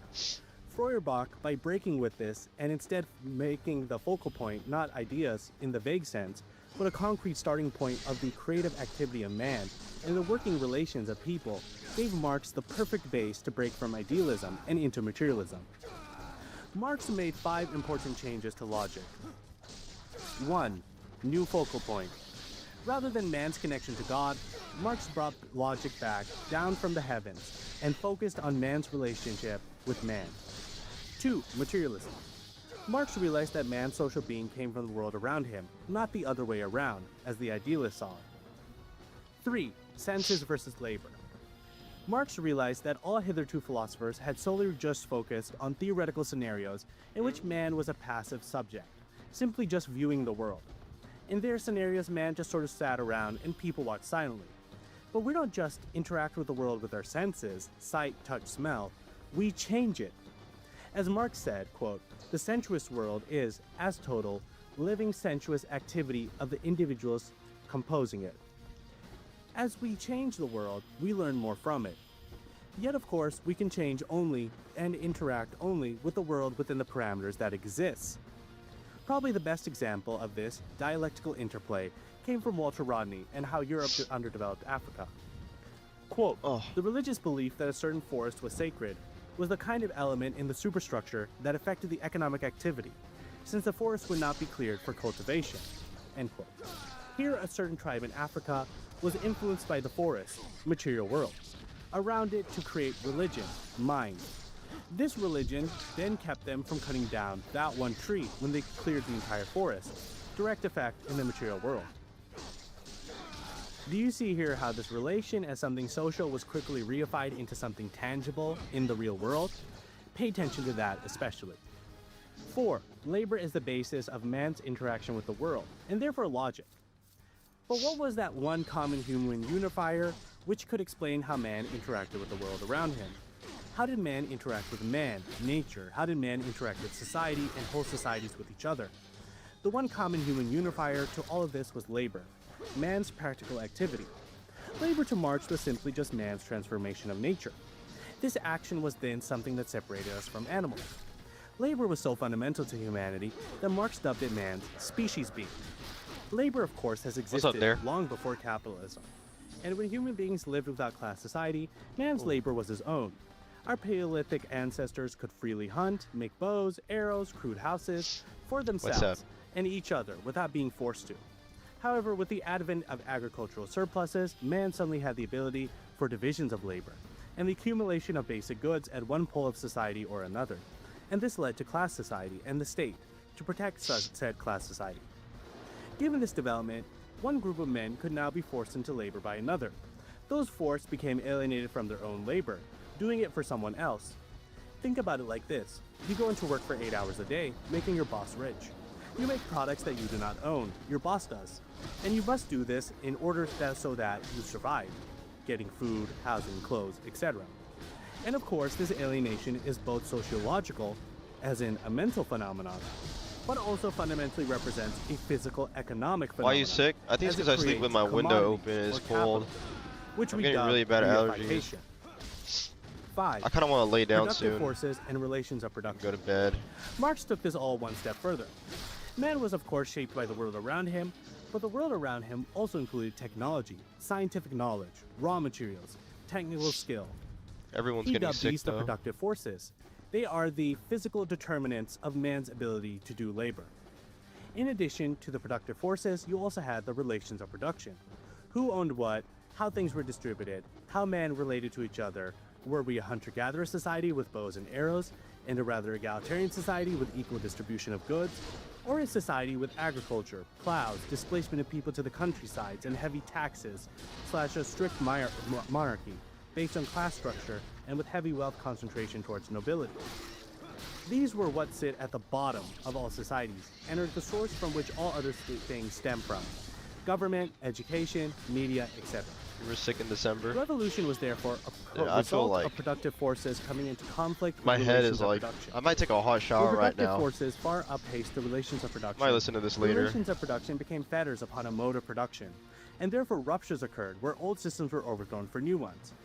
You can think of how feudal monarchs were suddenly thrust into an age of revolutions with the advent of the Industrial Revolution. Let's take a step back and see how this logic can help us understand the Trump phenomenon. Unlike the many idealists that Marx often fought with, who simply believe that the world is changed or can be changed by changing people's minds, Yeah, I need to or do our a hot liberal shower. friends who believe that the Trump But they turned off the phenomenon water, is a bro. result of people thinking mean thoughts and not voting for Kamala, Marxists go deeper into the base and look at the economic contradictions of capitalist society that are driving all of these superstructural shifts. Us Marxists will not settle for simple explanations for why America and world capitalism are in a crisis and breaking point. We are going to use a Marxist logic to explain this. Clearly, there are objective conditions at play that are hidden away from us from plain view. But in order to do this, just like biology textbooks, we're going to have to start from the cell and build to the ecosystem. Wait, this guy wrote like a whole article for this. I might read this later. Do you guys be reading on Substack?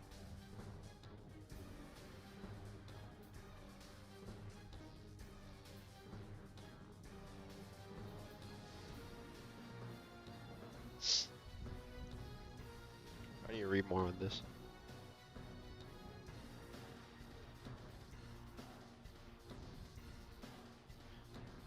I need to take a hot shower though, I'm dying, bro. I'm gonna watch this later. Listen to this later.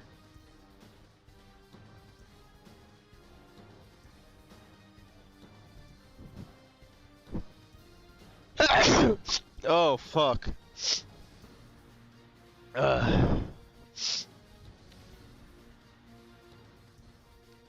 Bless you, thank you.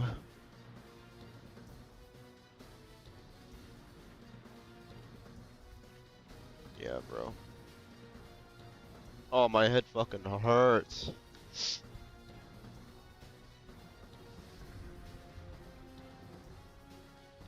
a bunch of liberals on there.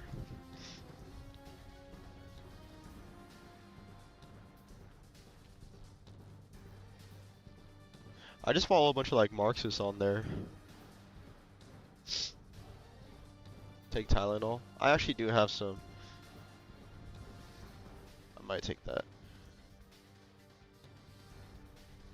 Yeah, I'm gonna do that. Oh, I just play on my Steam Deck in my bed. Dude, this shit was probably like one of the best purchases I made. I could just continue gaming while in the bed. That's awesome. Alright. I'm off now though, guys. Good night. Or good evening. See you guys later. I'm out though. Freaking dying of sickness. Peace.